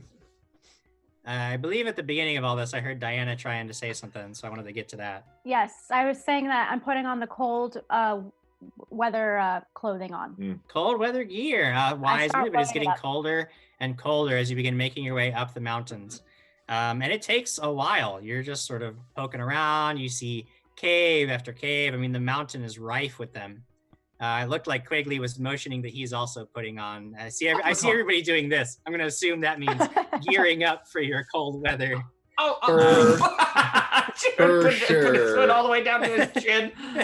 I'm ready. For sure, Jim. For sure. So y'all get bundled up and you begin making your way up the mountains. And it takes the better part of the day. I mean, you guys have to, there's so many caves. Some of them are empty. Other ones are full of bats. Some of them you don't know what is inside, but you hear angry growling and weird sounds that sort of ward you away. None of them appear to have any sort of connection to, or you don't think any of them are the ones that you're looking for. None of them, you don't find any sign or any kind of blue scaled beast, that's for certain. What do you do? Marcus, why did you have to annoy the flying hags? Look, I thought I was doing a good thing. I'm sorry. You need to say sorry to them because they're nice ladies. I'll apologize to them, but first I'm going to apologize to Mug. I think I hear somebody's static. Nope. Okay. Mug, I'm sorry that I made the nice harpies mad and that I was insubordinate to them. It's fine. This we either get Ale back by getting whatever the liquid silver is, or I burn these harpies' homes to the ground. And I like where your head's at, Mug. Also, I know we don't normally do this as an interruption, but I just thought it was kind of funny and unique. Our show currently is almost an entirely Sarah BC1 show. Her name is on the screen 4 times out of a possible 5 places. Yes. What? We should have her call in and run this. If she gives one more bit, she'll get all 5. Oh, nice. You can have all 5, Sarah. All 5 could be yours. Thank you, Sarah. Thank you, Sarah. Yeah, I apologize to Mug, and then I say also Crag, I'm sorry because I got us distracted. You don't find any sign of this weird creature or any idea which cave specifically you're looking for. However, after wandering around for the better part of the entire day, as the sun is starting to set behind the mountains, casting this land in a strange but beautiful orange glow, you do come within sight of a wooden gate nestled between 2 great rock walls. This is the coldest area of the mountains that you've been to, and you can actually see there's quite a bit of snow and ice all along the paths. What do you do? Guys, you see this gate? Yes. No. I Can strike I- boldly forth. That's right. No, It's no, right there. I yank you back. You think this is Thexus's? This is the Thexus. This is the gate to Thexus. What does the mailbox say? Do we see a street address on a mailbox? No, I'm gonna there's detect- no mailbox. There's no big, giant lighted sign that says Thexus is home or anything of the Is sort. there a gate and then there's a big T carved into the gate? No. No. I'm going to detect a trap on the door. You begin making your way up to the door, and as you get closer and closer to the gate, you begin to notice these big patches of this really weird brown flora. It just sort of like it's almost like a moss, but it's very brown, and you start making your way through it to get up to the gate, and you notice that the temperature in the area drops dramatically, almost painfully so, as you are making your way across this patch of brown, moldy substance. And I need you to make a fortitude save. Okay. Jim, I believe I would be with her. Can I Okay, knowledge nature? then you can also make a fortitude save. Going to use that reroll. Can I knowledge from- nature the thingy? Yes, you can. I'm going to use the reroll from, I think it was Sarah BC1 because I rolled a 2. I cracked it. So we're going to try again. 26. 26. As they are making their way through this patch of brown mold, and they are getting closer and closer to the gate, they're kicking up these weird, like it almost looks like dust at first, but then several things in your mind connect all at once, and you realize that they are tromping through a patch of brown mold, which is a horrible substance, dangerous to all creatures not resistant to cold. And if they spend too much time in it, they will surely freeze to death, at which point the spores will take root in their lungs and create more brown mold. You also know that bringing fire near it would cause it to explode in population. The mold explodes and doubles in size every time there is flame brought near it. But they are now like tromping through the midst of this patch, and I need to know what the fortitude save results were for each of you. 24. 24. So you take a mere 6 points of non-lethal cold damage. Oh. What about Alex? 15. 15. You With take the reroll. Okay. Are you wearing your cold 12 gear, though? points Yes, of I put on non-lethal cold damage. 12. And we do need to roll initiative because this is going to keep happening very, very quickly. We need to know how this gets resolved. But Point before we of do order, that, Jim. we will take what? Don't they get a +5 bonus to saving throws in cold weather Not when in they're this wearing the gear? particular instance, because this is not an effect simply from natural weather. We will take a short mid-show break. We will be back with the second half of our adventure after this is run through. And in the Jim stole my meantime, bird. we're gonna go pee. We'll see y'all in a few minutes. We're gonna go pee.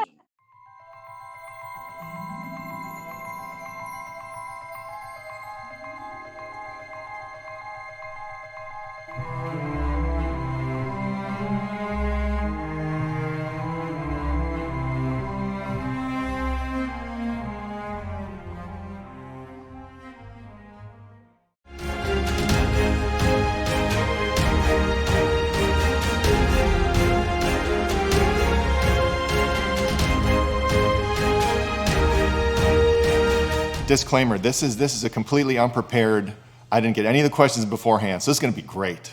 This is going to be a really good interview, and I am going to say all the things. So I'm Crag, and my new character is Hogan Grayskull for season 3 of Dragons and Things. Or am I Eric Raddick? Or Crag? I'm Eric. So I'm Eric Raddick, or Crag. Crag or Eric? What do you think? But now I'm Hogan Grayskull. So that's all in the past now. And now my new character is Hogan Grayskull for Dragons and Things season 3. So I think I feel good about that. What can I tell you about Hogan Grayskull?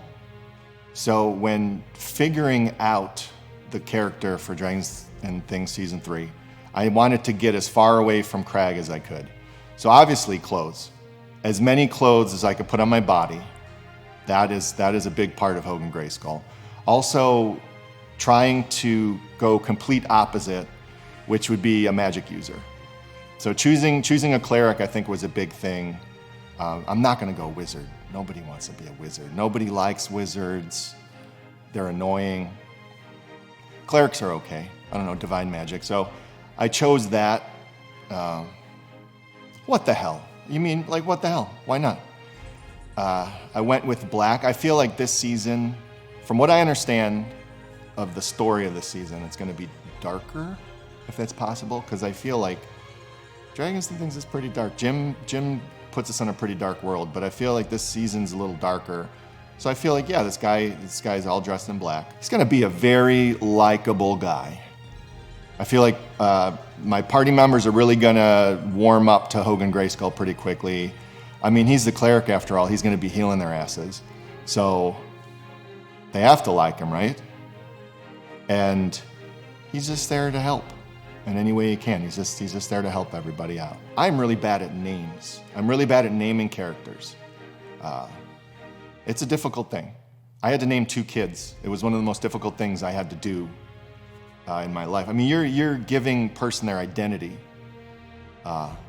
So there was a name being thrown around now for most of this last season of Dragons and Things. When people found out it was the last season, Lucas Martinez was throwing around Hogan Grayskull. He's like, well, Eric's new character, Hogan Grayskull this, Hogan Grayskull that.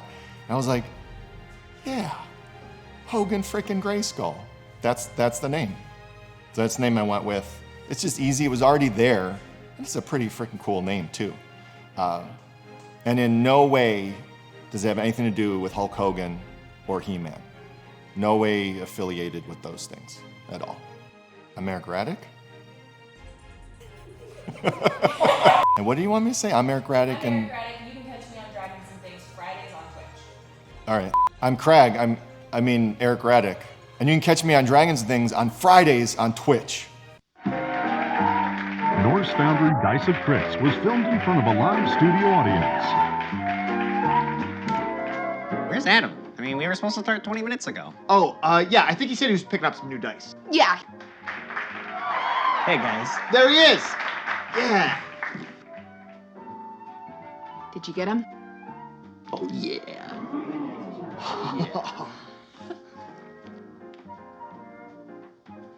All right, so we're gonna pick up right where we left off last time. You guys were surrounded in the Dread Knight's tomb by this horde of goblins. They're coming right at you. We're starting this off hot. Roll initiative. 20. 20? 20? I guess you guys are going first. What do you do? I'm gonna charge in with my axe and wreck the first goblin I see. I'm gonna target one of the goblins with Scorching Ray. All right. I'm gonna take an arrow and I'm gonna shoot the toughest goblin there. Groovy. You guys line up all of your attacks. Let's roll the dice and see what happens. 20. 20? 20! You guys are really rolling hot tonight. Yeah, must be these new dice we got from Norse Foundry. Far out. Those things look really amazing. Don't worry, Jim. I got one for you too. Here you go. Thanks. You know what? I almost feel bad using it now because it's time for the goblins' counterattack. Oh, no. Here comes the first one. Critically failed. Oh, crazy. All right, on to round 2. You guys hear drums in the distance, orc war drums. Backup is on the way. What do you do? Okay, all right, so I'm gonna take like my spell component punch.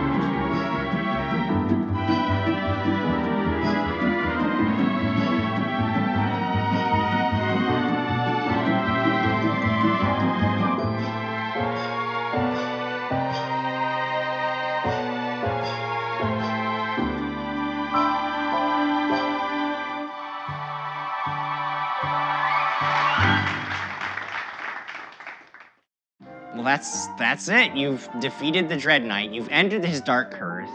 You gather up all the remaining treasure and you take it back to King Trillion's keep and tell him that his kingdom is safe. That's the end of the adventure. Oh, man. Awesome. What do you guys think? Same time next week? Definitely. We'll be here. Thanks, Jim. It's a lot of fun. Yeah, of course.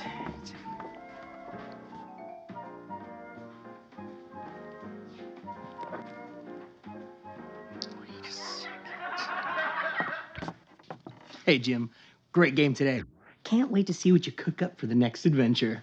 Yeah, anytime, Con. I have a feeling that things are gonna get pretty wild next week. Get your Norse Foundry Dice of Crits today with only one easy payment of $8. Remember, one easy payment for one groovy die. Sale won't last forever. Get yours while supplies last at norsefoundry.com/Kickstarter and make every roll a crit.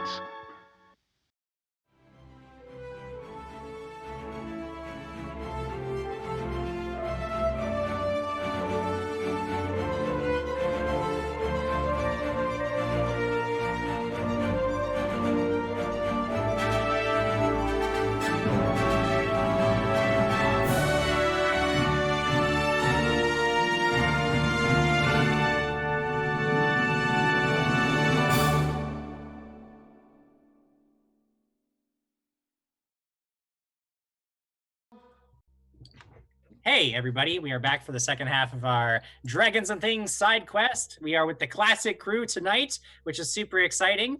Happy to have everybody here. I'm glad you could all make it. Now we can get this meeting started.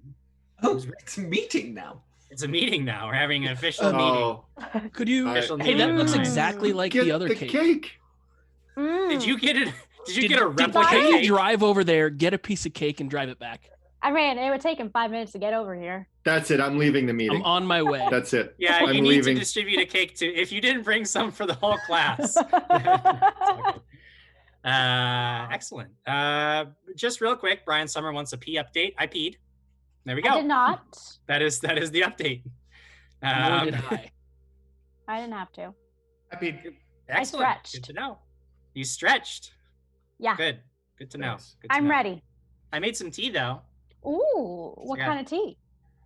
It he's is gonna- green he's tea. gonna It's steam green up his citrus glasses. tea. Yeah, I'm gonna steam up my glasses real quick. Green citrus. Now I need a little like dee, dee, dee, dee, dee, dee. Right? Mine is iced tea. It looks like a filter, like someone put a filter on your head Yeah. face. No, it's a pretty cool trick. I like doing it every time I'm on stream. I also like drinking a lot of tea. I'm a tea guy, everybody. Just so y'all Tea's know. I good. drink tea.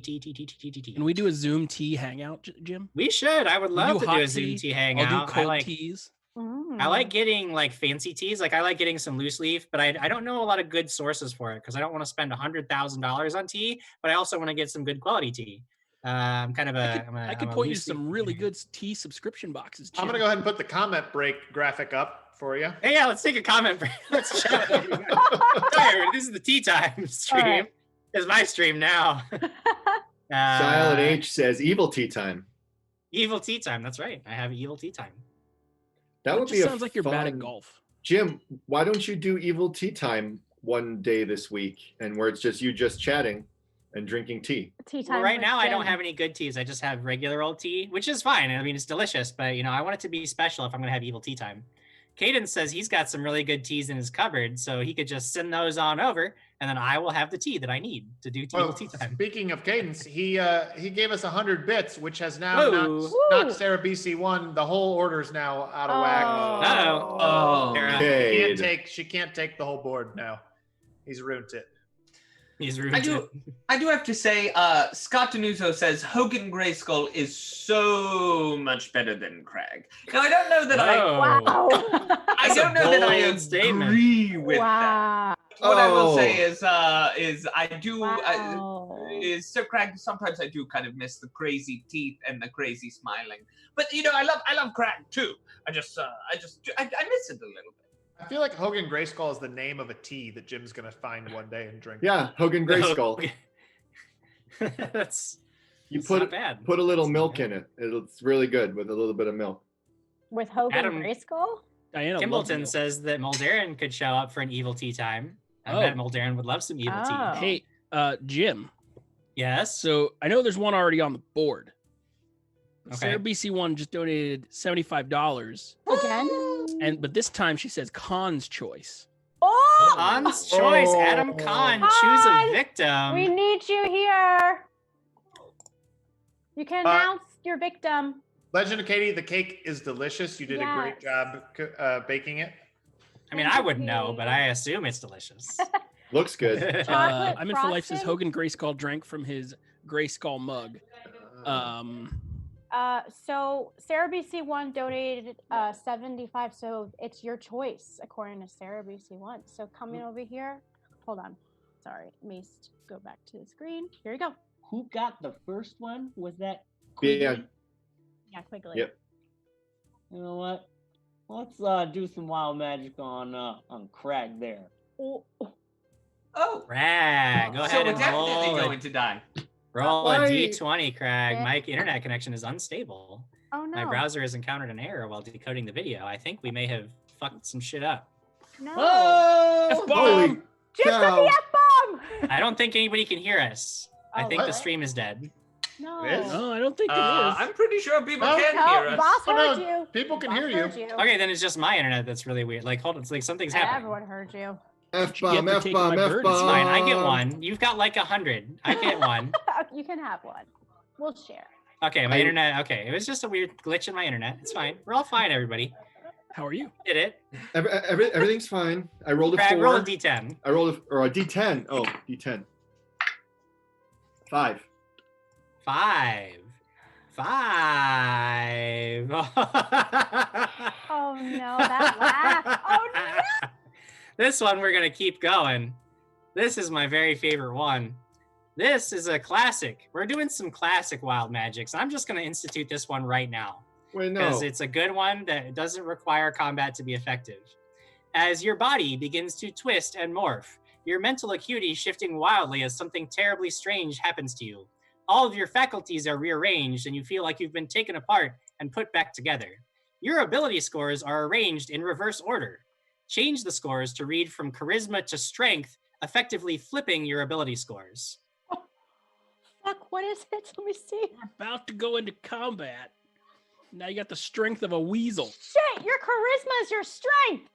Your Yeah, charisma is your strength. That makes me zero. Your me less wisdom than a is your dude. dexterity. I'm -1. I got you. I just watched Eric's reaction to that entire explanation. Don't you miss playing Crag? Thanks, Ooh, Adam Bubba. Khan. You might Thanks, miss Adam. playing. Thanks, Khan. Adam, he's yelling at you. You might miss playing Crag after this. Oh, that was a good one. Oh, Just out of just because we need getting back into it. We were rolling initiative because Quigley and Alex were freezing to death in a patch of brown mold. Now, Jim, before that moment happens where they freeze to death, I look over at Crag, and for the first time in my life, I think, wow, he's stunning. He looks great. His hair blows in the wind. You just feel drawn to him. I think to myself, if there was ever a more handsome barbarian, that barbarian has been surpassed by Crag in this moment. Indeed. My hammer feels incredibly heavy. Incredibly Everything is just. heavy. No. How did you ever carry this thing before? Guys, and did I feel that weird wild magic surge too? Oh yeah, you felt the tingle. I don't know, but you're That familiar tingle is back. Guys, something is definitely wrong. I don't feel right. yeah, You look great. You look good. You look really smart now, too. You look He fantastic. sounds good too. Like you just like hearing his voice now. Crag, do you have a sister, maybe? Craig, maybe don't read that form I gave you right now. He's learned how to read. Yeah, suddenly. Craig's like, there's the mailbox right there. It's 30% interest. So, so Mug, do you tell everyone about the mold thing? And I was to tell gonna them- once the initiative Okay. wraps up here. Yeah, let's get to that. Alex, what's your initiative? 21. Rolled a 17. 21 for Alex. Quigley? Well, I rolled a good old crag on the die, so There you an go. 8. 8 for Quiggles. Crag? 7. I was very thrown off by this whole wild magic nonsense. Mm-hmm. Did Mud? you add your new Also deck an score? 8. But Also Quigley an can go 8. first. Oh, wait. Thank you for that, Master Mark. And Marcus? 16. 16 for Marcus. Okay, Alex, you are like caught now in the middle of this patch. You've It's a just 5. taken some Sorry, pretty it's a 5. 5 Doesn't for matter. Crag. Doesn't matter. Okay, that's right, because your ability score has changed. Alex, you're standing in the middle of this patch of just freezing cold mold, and it is like it's sucking all the heat from your body down into itself. What do you do? I go to a place that has no brown patch. Make a perception check. Oh, out of the box. Jesus. Okay. 14. 14. You see that the only way you'd really be able to get through this is to go right back to where your group is. Sorry, can you repeat that again? My screen froze. Sure, gotcha. It looks like the only way that you see that's safe is going right back to where your group is. I run back to my group. You run back, and it is Marcus's turn. Do you have anything you want to do, Marcus? No, I'll withhold. I'm sort of just staring at Crag. I just can't believe how he's able He's to get mesmerizing now. his hair to blow in the wind like that. His eyes are just, they're stunning off of the reflection in the snow. It's unbelievable. I'm sorry, I know this isn't a comment break, but I have to read this one. It's Lucas Martinez says, the creature sees Crag and starts to blush. Are you Matt Mercer? Mug, is there any action you want to take? I just want to yell, get out, don't touch it. You'll die, Oh, no fire, get out. Actually, I believe I'm in front of him. Oh yeah, yelled sorry, it. Quigley is first. Quigley, what action so- do you want to take? Well, I just saw that Lady Alex was about to go look for traps, and then she just ran the other way. So I'm confused, and I will make a perception check to see if I know. Like I don't know that I got cold, but I don't know that it really hurt so badly. Understood. So that's a 19 on the die plus my 1, dirty 20. You look down and you're standing in this patch of mold and you can see frost is like crawling up your legs, and you realize as Mug is like shouting about the mold that there's a problem here. Oh! And so I'll go back then as well. You do notice that closer, you could make your way closer to the gate. There is a patch of stone that is not currently covered in this mold. So with your perception check, because you did very well, you notice that there are some safe spaces if you just run straight through the patch rather than going back. But it's up to you which way you want to take. Oh, well then I'll go to the stone. Okay. You rush to the gate and you are out of the patch of mold. Currently, there's nobody in danger, so we can just quickly pop out of initiative. We'll hold those rolls just in case something else happens for now. Quigley has made his way to the other side of this patch of mold. As you're looking around, you notice that in order to get to where Quigley is, you'd either have to go through the mold, subject to its effects, or there is a rock ledge that you could sort of scoot along. You have to climb up to it. It's a very easy climb, not even required a check, but scooting across this ledge would require an acrobatics check to balance yourself above the mold. What do you choose to do here? So I think we found the first trap, guys. Question. Yes. On my knowledge nature, did I sort out that it was like a fungus? It is a fungus, yes. I want to take a page out of the very good movie, The Wizard of Oz, Jim. Oh. And I would like to cast Snow Shape and kind of shape it into a cut to cover up and make a path through, maybe? Like cover it under? Through. If you covered up the mold, when you walked on the snow, it would still, unless you have a way to freeze it solid, you would still sink through the snow. Well, it says it lasts for 24 hours in whatever shape I do. Right, but it doesn't. So if I does shape it it actually into a freeze it in bridge- place? both got a hardness level, Jim? Just check out this. Was it snow shape? Snow shape, yeah. I don't believe you took that spell today. I'll I'm just kidding. I'm just messing with you. It's fine. It's fine. I knew we were going It's to all good. snow, Jim. I'm just teasing you. You can form a mass of snow in any shape that suits your purpose, as per the spell stone shape. While it's possible to make crude objects, many find it, blah, blah, blah. Make a craft check, allows you to create bladed weapons. DC is blah, blah, blah. That's for all weapons. It solidifies into super hard ice. That's the action that I was looking for. And that means that it would, it's a touch spell, 5 cubic feet plus 1 cubic foot per level. So it's only 9 total cubic feet or 10 total cubic feet of snow, which would not be enough to get you across the patch of mold. Would it be enough to get us to Quigley? No. He's like on the far side of it at this point. Okay. He basically barreled straight through. I just picture Mug start to sing, and he's making this ice bridge staircase, and then he gets to a certain point, he's like, "Oh," and it runs out. It's like let it go. Like it's... There's like 4 stairs, and then that's it. It's like, oh. Elsa it. Hey, Elsa did. Oh man. So, okay, so you're saying there was a wooden ledge? There's a ledge. You could climb up on the rock wall on one side of this little valley here, and then you could scoot along the edge, but it would just require an acrobatics check to successfully cross. All right.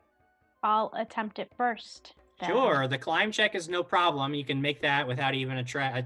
As long as you have a positive bonus, you make it up easily. I see her climbing up there, and I say, Alex, why don't you take your rope out, and if you can put it along once you get to the other side, and we can put it over here. Diana, Alex has no rope. Diana, you have a rope. I toss you a rope that I have in my inventory. He tosses it, but he misses and it lands in the middle of the brown mold patch. Oh, it's frozen. Oh no.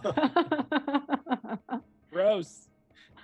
I don't have a rope. Yeah, can you roll for throwing the rope? You could you would be able to have, like, basic equipment, as we discussed before.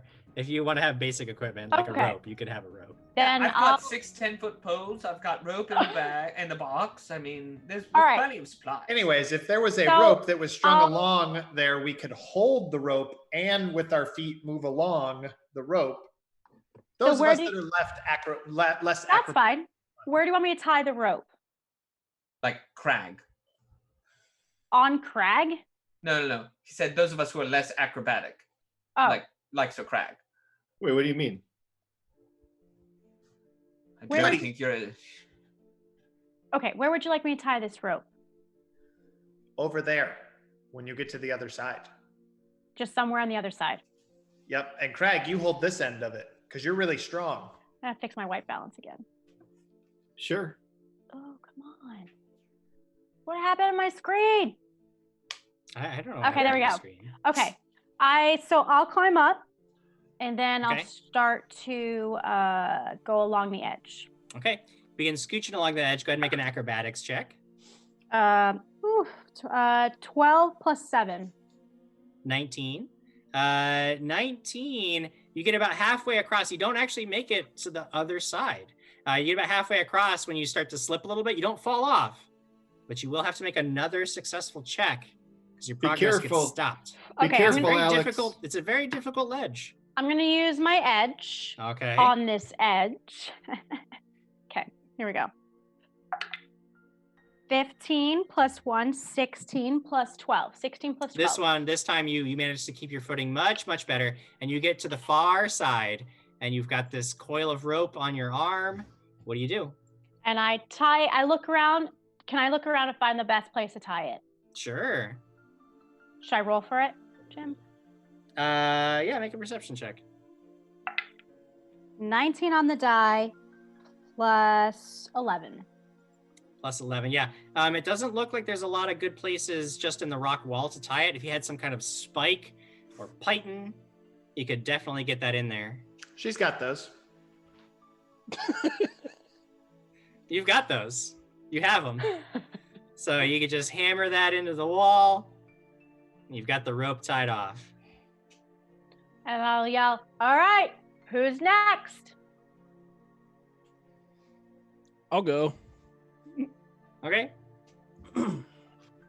Crag will hold that end of the rope, right? Sure. I'm super strong right now. Yeah, I'm holding the other end of the rope. Exactly. Okay. I'm going to use an edge in this as well. Okay. Thank you for my edge. 12.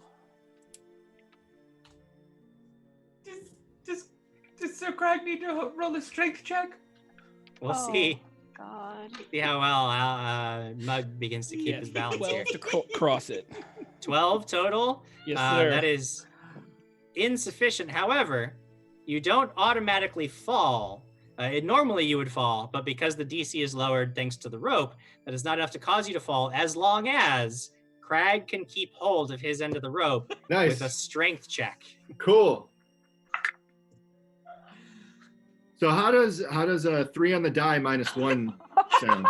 So Mug falls into the patch as the rope just slips right from Crag's beautiful hands. And he falls crashing down right in the middle of this patch of mold, immediately taking 12 points. Reaction. Cold damage. Reaction. Can I cast Stone Shield between myself and the ground? That would not give you any kind of protection from the All cold. right. 12. That's a lot of damage. Sorry. Crag, what did you do? Are you? You know what? I can't be mad at you with those eyes. These used to be big, strong hands. Wow. Now, They're Mug, handsome hands right now. What's your movement speed, Mug? My speed is 20. 20 feet. Okay, so you would have to get up and then move. If you move in the direction of where Crag and Marcus are standing, you could get out of the patch of mold before you would take any more damage. But if you want to move across the mold to where Quigley and Alex are standing, you wouldn't have enough movement speed. You would basically take one more. You would be subject to the damage one more time before you could cross fully with your movement speed. Which direction do you want to go? Save against that one? The second one? No, actually, there's no save against the mold. I forgot about that, and I erroneously gave those clowns a save on their first attempt. Thanks. I'm gonna My run birthday. head down, run towards Quigley. Run towards Quigley. Okay. It's Diana's You feel the biting cold.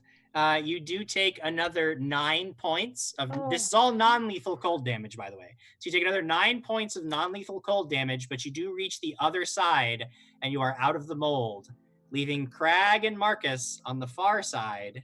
What do you guys do? I grab the rope from the ground. Okay. Put it in Crag's hands, and I say, I trust you, you big, beautiful oaf. You do believe that he can hold on. Of course. Why wouldn't he be able to hold on? He can do anything. Climb up there. If you Okay. fall, I'll catch you. That's really cute. I'll always be waiting. I believe him 100%. I think I have an edge, and I'm definitely going to use it for this. I don't know who gave the edge early on, but thank you so much, because I think it was one of those ones that went to the whole group. So thank you very much. That was from Java Man. Yeah, Java Man. Thank you, Java Man. Well, that's unfortunate.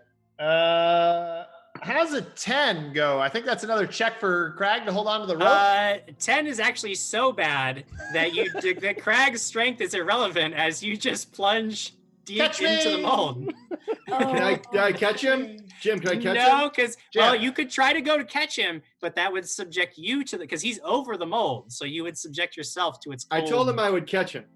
So you're gonna rush and do it? I'm rushing in and catching him. Okay, Crag is going to take 13 points of non-lethal cold damage, but you can roll a d20 to try to catch Marcus before he falls in. I have a reaction, Jim. Which is to do what? Cast Feather Fall, so it's easier for him to catch me. I will give Crag a +3 bonus since you are falling slower. So doesn't that subject him to more cold damage?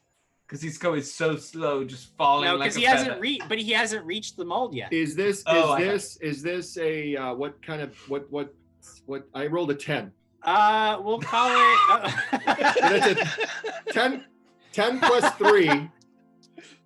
10 plus 3 plus whatever. Plus your dexterity. What's your current dexterity bonus? 1. Oh, good. Oh, that's sufficient. So you fail to catch Marcus, who is also then subject to the cold damage as he lands just a little bit outside of your reach. I just look at him like He falls through my arms. It goes under. Marcus, you take 12 points of non-lethal cold damage. And now you are lying in the cold. No, I'm Crag. standing. I featherfalled. You featherfalled, so you're standing there. I Both run. of you. Crag definitely, because I know he has heightened move speed. You could definitely just barrel through the rest of the patch and get safely to the other side. I grab Marcus's hand and I run with him. You run with him. Quigley and Alex are looking across, going like, "What is happening right now?" I don't know, but Crack looks really cute today. They have a rope, though. I Standing on the tried. rock next to Quigley. You guys all have now successfully, in a manner of speaking, gotten to the other side of the mold patch. Oh, You my told me you goodness. would catch me. I believed you. I tried to I looked catch into you. those big, beautiful eyes, and I believed you. Marcus, I thought I put my arm. You just somehow went right through my arm. I featherfalled, Craig. I've fallen faster before, and you caught me. I believe earlier there was a I'm in for life donated for a Bit Boss Battle Boss for Crack. Oh, who's gonna do that? Cheered 2,000 bits. 2,000. Thank you, Steven. 2,000 bits. So And that's a reroll for Crag, I believe. Yep, yeah. yep. Oh, I could have re-rolled on the catch. Could have. But Coulda, here we woulda. are. Now, this wand of Cure Light Wounds, Yes. it's fully charged with 50 in there? Oh yeah. Oh yeah.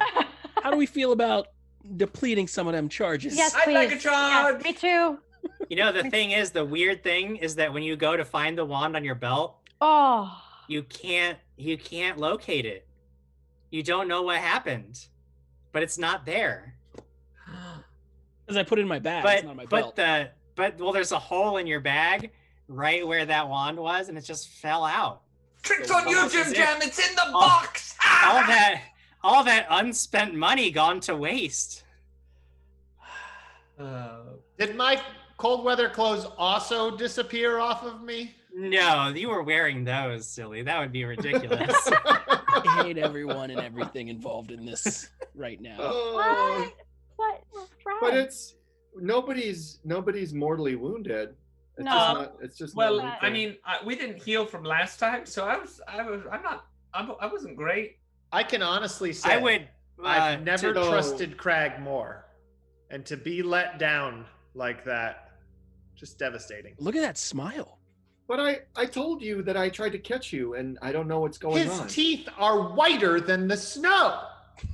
So There's actually every time he smiles, there's a literal sparkle, and you can hear the ding. So I feel like we would have been fully healed though with rest Yeah, and I usually especially across episodes, I would assume that Mug would use any remaining spells he had to heal people before going to sleep and then waking up the next day. So Alright. the damage that you've taken today would apply, but So we over the course immediately of go to several sleep days. now. Wait, how does healing work for because I have 8 good berries. Yes. Oh, he needs That's one of magical those. healing. Does that get rid of non-lethal? It gets rid of at the same rate that it gets rid of lethal. So I'd heal damage. 1 non-lethal. That's correct. No, well, then I'll magic hold on to healing them. is just gone. No, heals it for magically. non-lethal damage, it just goes away at the same rate. I thought it.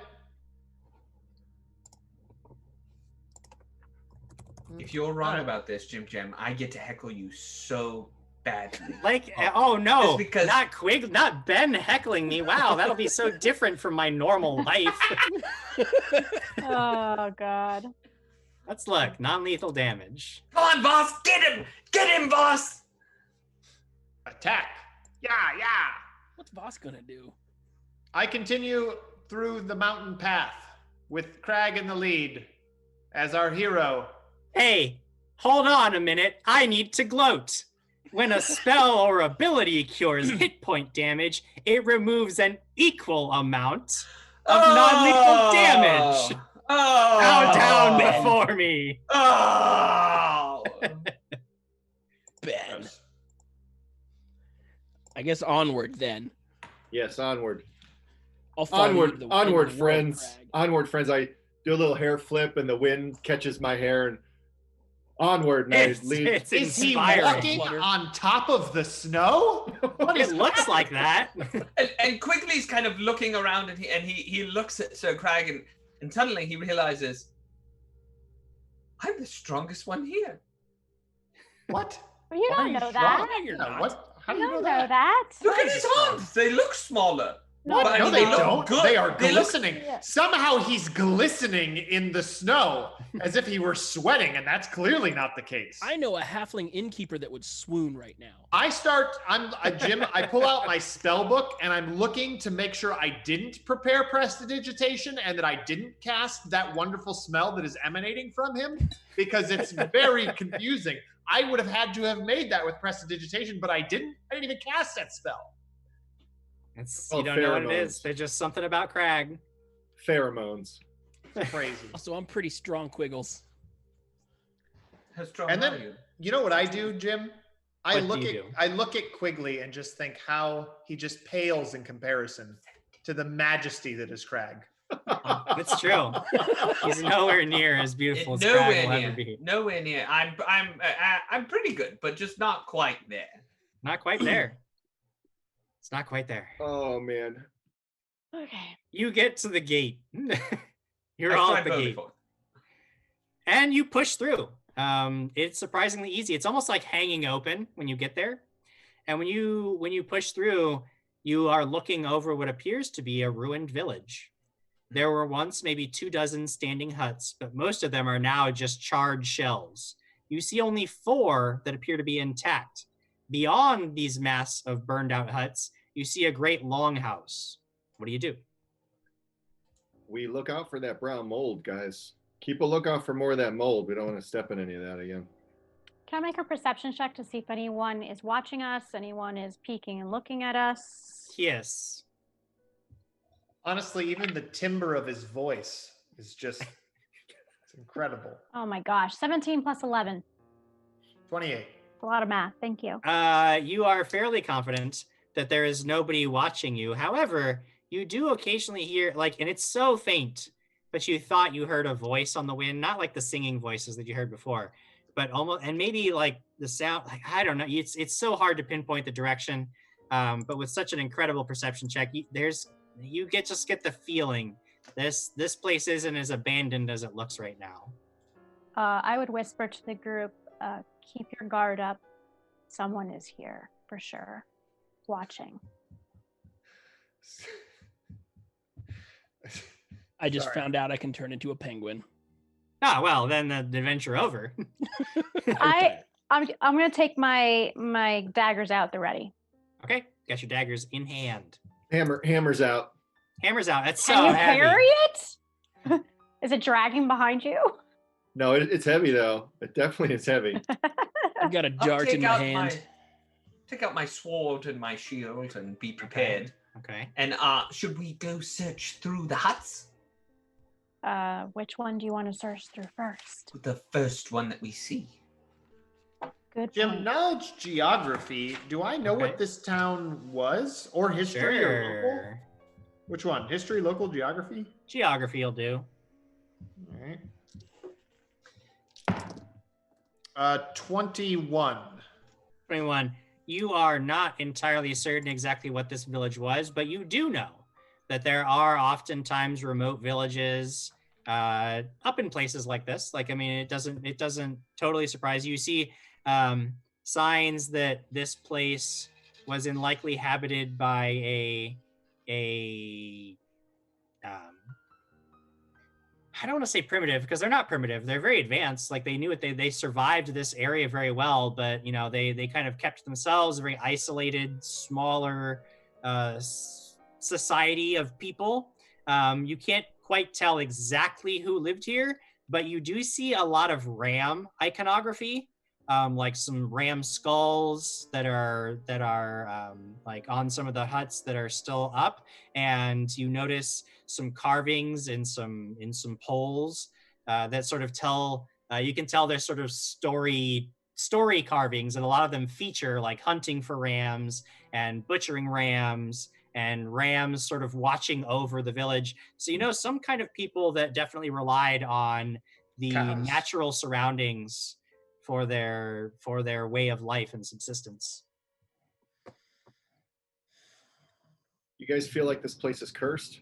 You think Thexus came down and did something here to this village? It's a good call. Man, you're just so smart, Craig. I Are cast there detect signs magic. of struggles or like what led to the? Make a perception check. Yeah. Detect magic, Jim. You detect no magic in the immediate vicinity. Mm-hmm. I would walk up to the first, just hut by hut by hut. I'm and going with Quigley. You're with Quigley. Is anybody else with Quigley? 27. Mug, what was that? 27? Yeah, you actually do see sign. Like, you can tell that the burned out huts and a lot of, like, it's not, within the last few days, but not, this isn't like some ancient site that you stumbled upon. Like, these people, there were very likely people living here recently in the last few months, and they have suffered a horrible fate because this village has been almost essentially burned to the ground. And you see signs, like occasionally through a snowdrift, like you'll like uncover a humanoid femur. And it doesn't even look like the bodies, some of the bodies were even buried after the massacre that took place here. Any Like the harpy Burbs. feathers?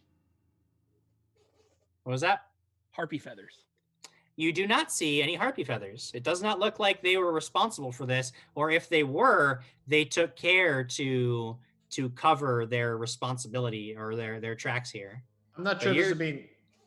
Sorry, not sure this would be you got it. knowledge, arcana or maybe survival. I want to know: does this fire look as if it was a natural fire or a arcane? It would be almost impossible to tell either way. The effects of the fire would be the same either way. If there was some sort of magical, like lingering residue from a recently cast spell, you might be able to detect, but if it's been more than even an hour, it would be impossible to tell whether the flames came from a natural source or not. I know that Crag and Quigley were making their way straight up to one of the huts. And as you get there and you're looking inside, both of you make a perception check. Oh, good. 18. 18. No, 15. 15. My perception's more now. Yeah. Let me see. How does 26? How does a 26 sound? Oh, well, 26 is very good. As you are approaching the hut, you see that across the way, one of the other huts, there is this sort of flash of white fur as something comes careening out of the doorway. It is a huge, hulking, humanoid-like beast, but a little bit larger than you, that comes charging out of this open portal across the way. Quigley doesn't appear to have noticed it, so let's roll initiative. No! As combat begins. Wendigo. Ah, crap, Jim. Oh, that's okay. So my initiative sucked. My initiative is down 2 because of the. But I rolled a natural 20, so 21 for me. Oh, wow. Nice roll. I rolled a natural 15, so 21. So I go precisely before Sir Greg. Wow. This No, guy I crit it. throwing stuff out there. I go, unfortunately, after. What about our other friends? I have a 12. 12 for Alex. Is Nug. 4 a good number? It's a number. Some people like it. And Marcus. 19. 19 for old Marky Mark. Now we're going to do a surprise round first. Crag, you will get to act, and you actually get to act first as this thing just comes lumbering out from across the way. What do So you it's- do? It's charging in to get Quigley, Yep. Does it look like the abomination that we made a deal with? It does not at all. This looks like some other type of creature. If you had knowledge local, I would tell you more. I have no knowledge, Jim. You know this. Craig doesn't have knowledge. So I step up next to Quigley. Okay. And take a big old swing with my hammer. I take a power attack. I'm sorry. I normally, yes, in a surprise round, you can take either a move action or a standard action. My bad. I didn't clarify that. Oh, okay. But you can move between this creature and Quigley if you want. And yeah, I wouldn't do it either. I'm stepping up. I'm stepping up next to him, ready to. You just get right up next to him. That's fine. That's totally right cool. next to him, ready to clobber this thing. This thing goes right after that, and it comes careening up and basically gets to right next to Quigley as well in the surprise round. Now, Quigley, you can see this creature. Perfect. But what's worse is you see another one that comes bursting out of the hut that you were about to go check, and it comes up. So now you are sort of caught in a pincher between these two large, shaggy, white-haired beasts. Right.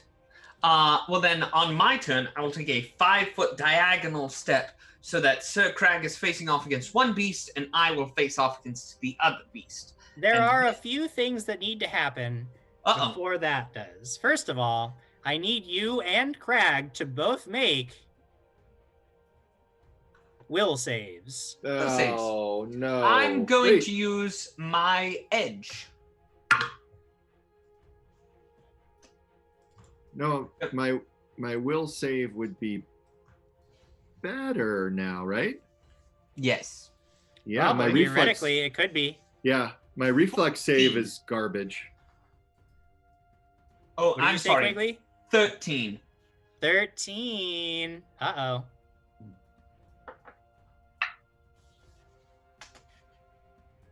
$18. 18. Crag, you're okay, but Quigley, you stand completely paralyzed by this creature's terrible gaze and can do nothing. Oh. Crag, it is your turn. You are not subject to this effect, and you can go ahead and make your turn. Do your thing. So, there are two of these creatures surrounding Quigley. So if I'm thinking about this correctly, he's standing next to me. There's one creature in front of him, one creature behind him, flanking him. That is correct. Can I take a step to be flanking with him against the one that he's facing off against? Yeah, but if you do that, you would be subject to an attack of opportunity. I don't care. Okay, cool. It's actually going to be 2 attacks of opportunity because you're stepping through squares that threaten that each creature threatens. So okay, yeah. This is good. Come on, let's do it. This is fine. Hey, Jim, doesn't Ben have Fate Surge on him? Ooh. Yeah, we actually should go ahead and resolve that because it was his turn. I know Sarah BC would be upset if we did. You feel a searing, soul-wrenching agony as your body begins to wither with horrible speed. You feel as if you are on the very brink of death, but before your eyes, your necrotic flesh begins to knit together. You are affected by the spell Harm. You immediately gain fast healing 10.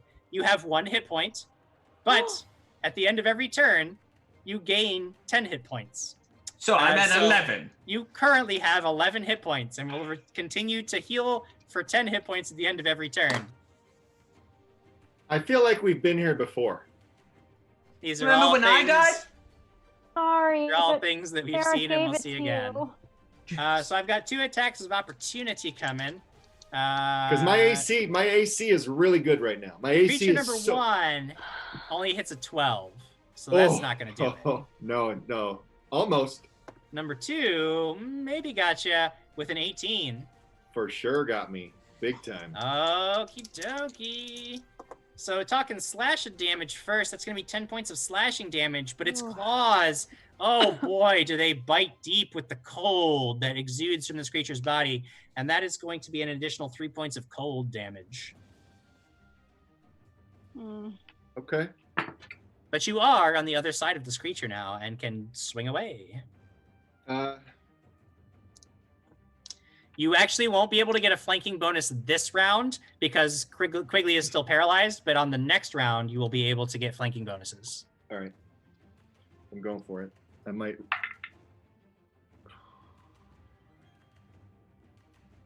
I'm using my reroll from Steven. Real reroll, huh? Got to use the reroll. This is critical right here. This needs to. This was bad. That was bad. I'm going for it again. Here it comes. Much better, but now my bonus is poor. What was your 18 to hit. 18 to hit. That does it, my friend. Oh, Use the reroll. You got him. Okay, this is good. 5. 2d6 minus 1 damage now. So that would be 12.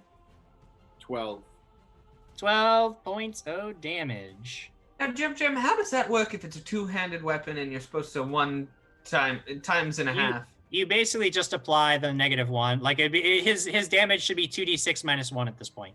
Gotcha. Unless he's got magical bonuses from anything like that. No, you were very clear this weapon was not magical. Right. Actually, Crag, were you power attacking? I was. Power attacking does typically require a higher strength than you currently have. Oh, forget it then. So, I don't even know what math to do now. Ugh. So 2d6 minus 1 for damage. So then, you get a 12. You already did your damage, right, Craig? Or no, you can't do 2d6 what minus. is the power? What does the power attack add to? You basically you definitely hit, but you can't use power attack because you no longer meet the prerequisites for that feat.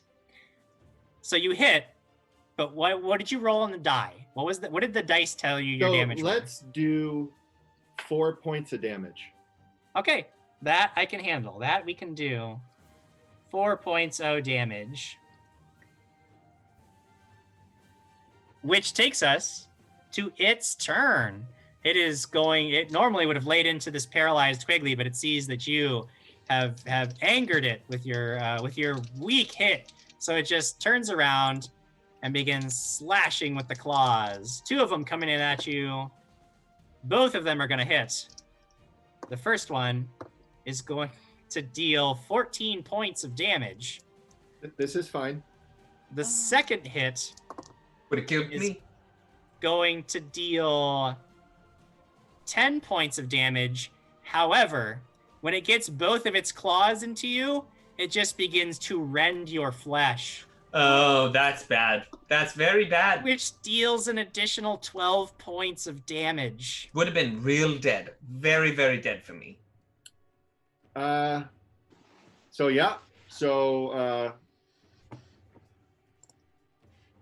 Big problems in Cragtown, but it is now Marcus's turn. Can I use my mercy on that, Jim, please? Yes, you can. You can negate that by your level, so that's 5 points of damage back to you. I use my mercy, and now Quigley and I are standing shoulder to shoulder with the same hit points. Nice. I have fast healing 10. Marcus. Yeah. Oh yeah.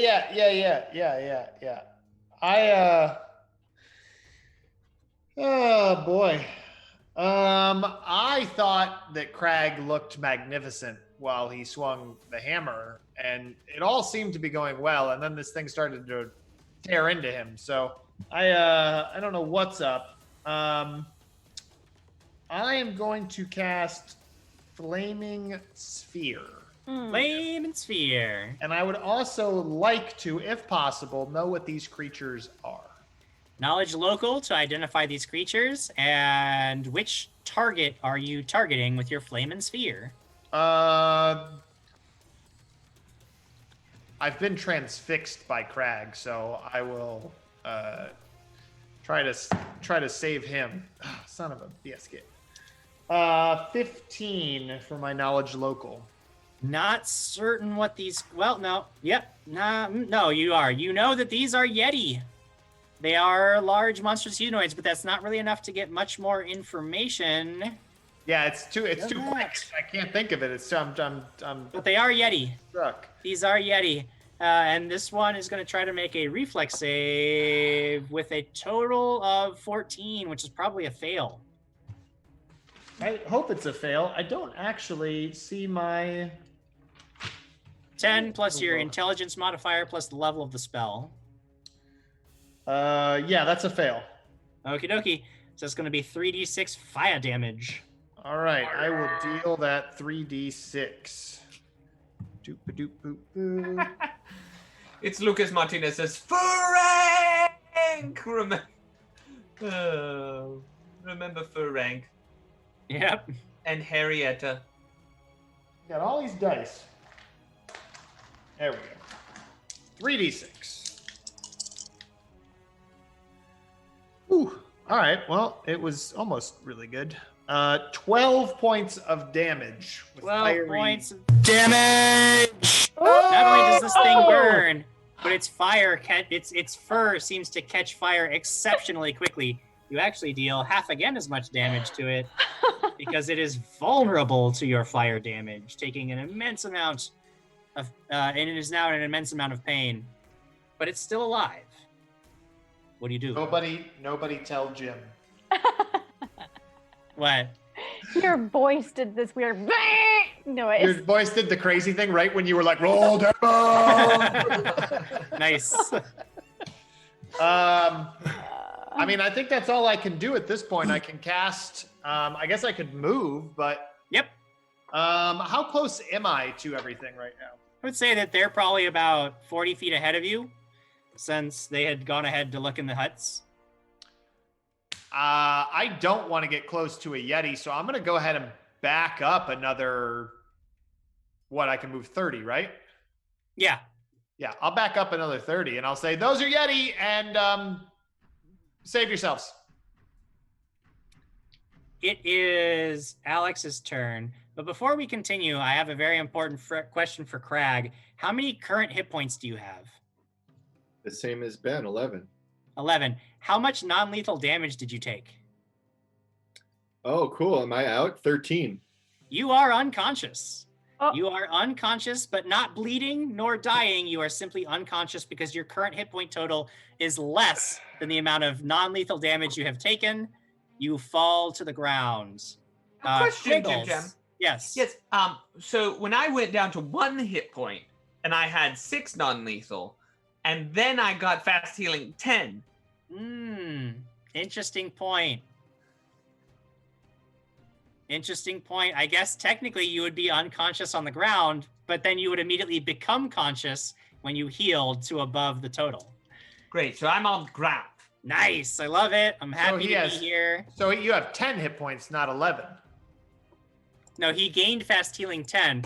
He went down to 1, gained 10 at the end of his turn, and then he would have had 11 total. The 10 fast healing negates and builds back because it's a supernatural healing from a spell. It gains back the healing. So now I don't have any non-lethal. You have no non-lethal damage, Quigley. Hooray! There's always a bright side. It is Alex's turn now that we've resolved that important detail. So is Ben still up? He is down, but he's awake.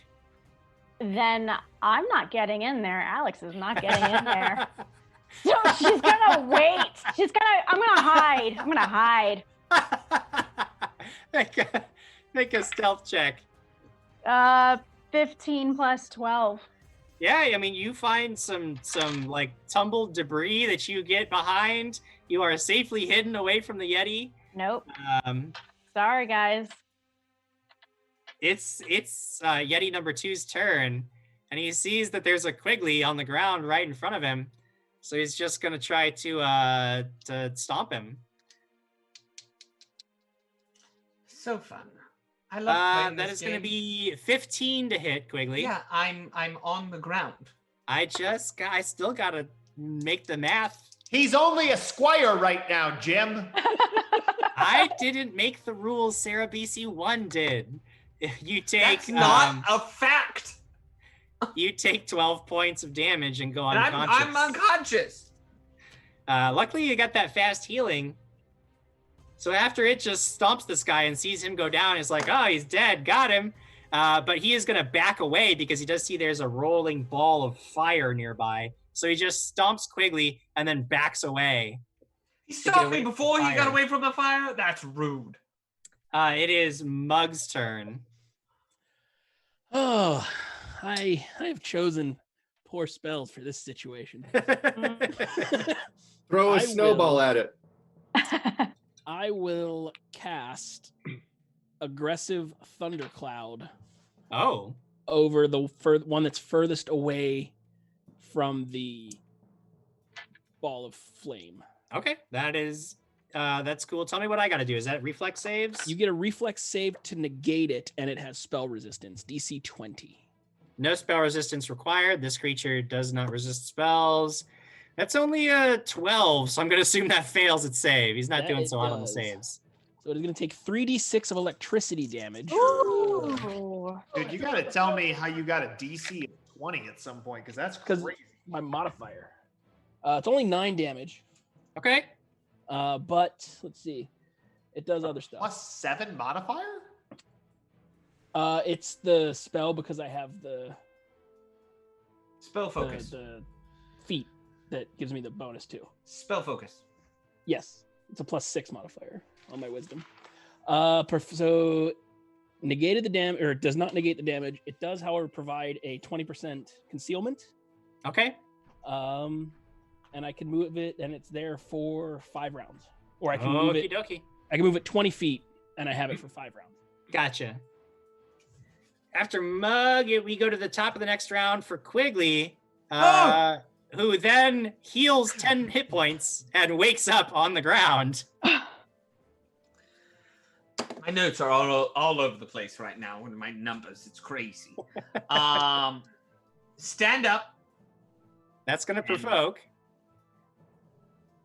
No, it won't, because the Yeti hasn't gone yet since its last time it took an attack of opportunity, so that would actually be okay. Stand up and pick up my weapons. Okay. Pick up your weapons, you stand up, you get ready. That's it. That's it. Crag, you're just unconscious, but you're not dying, so you don't have to worry about anything except for the fact that you don't get a turn before this Yeti goes. Don't worry about anything, Crag. It would normally just stand and bash, but it doesn't like the fire. So it is actually going to go ahead, look around. It sees Marcus and Mug standing there casting spells. It's going to just charge wildly in at Marcus and take a swing that will provoke an attack of opportunity from our buddy Quigley. I don't know if I'm far enough away, Jim. I'm 70 feet. It can move double its speed and make an attack with a charge. And its speed is 40 feet, so it could move 80 feet and still attack. 15. 15 is, and it does get the -2 up because of the -2 for charging. That's a hit. Well, no, I'm sorry, 13 points of damage. Ooh, that's pretty impressive for a Quigley hit. So it is badly wounded, but it just comes charging in and takes one swipe at all Marky Mark. For a total of 11. Holy crap, you missed me. Yeah, that was a crag on the die. No good for me. Which means that it is your turn, Marcus. Great. 5-foot step. Oh.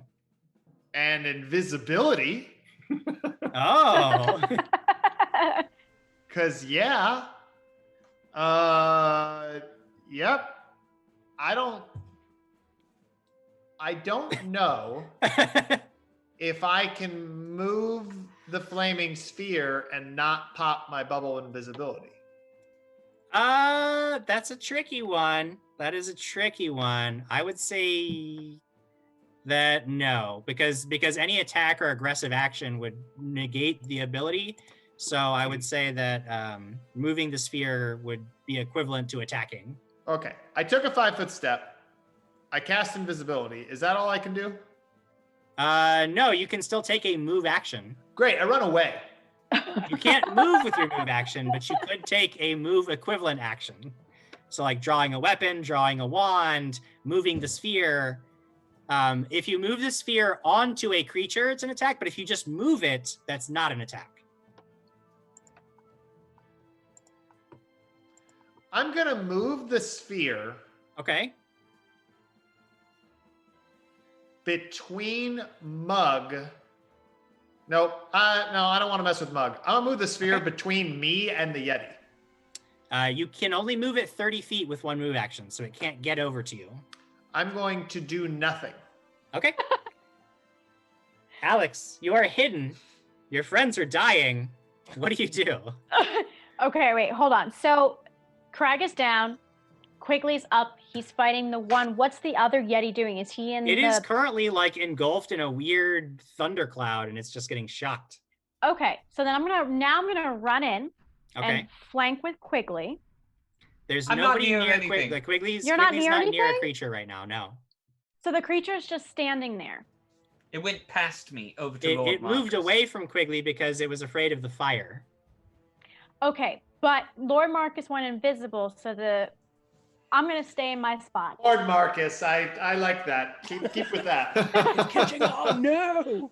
I'm gonna stay quietly in my spot, waiting to see what happens. You are gonna quietly stand by. You're going to die. That's what's going to happen. I'm waiting for someone to flank with. So yeah.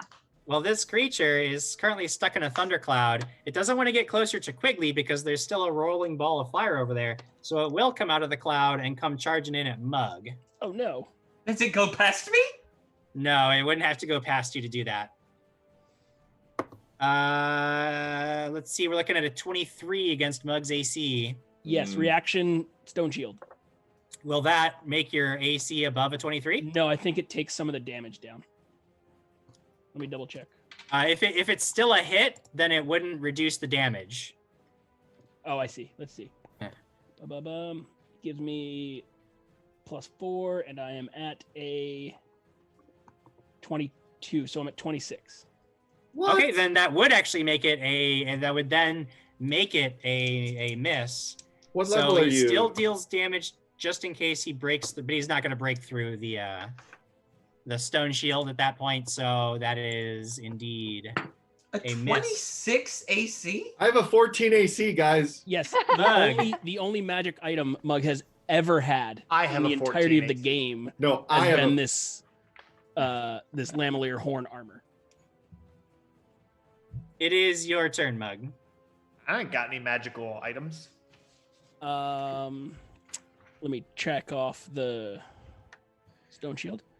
Has he moved 20 feet from the thundercloud?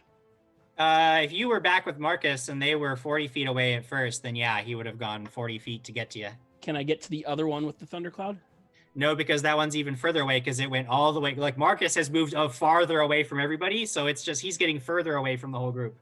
Okay, I will move it 20 feet towards. Sure. Yeah. Towards us. Mhm. That takes my move action.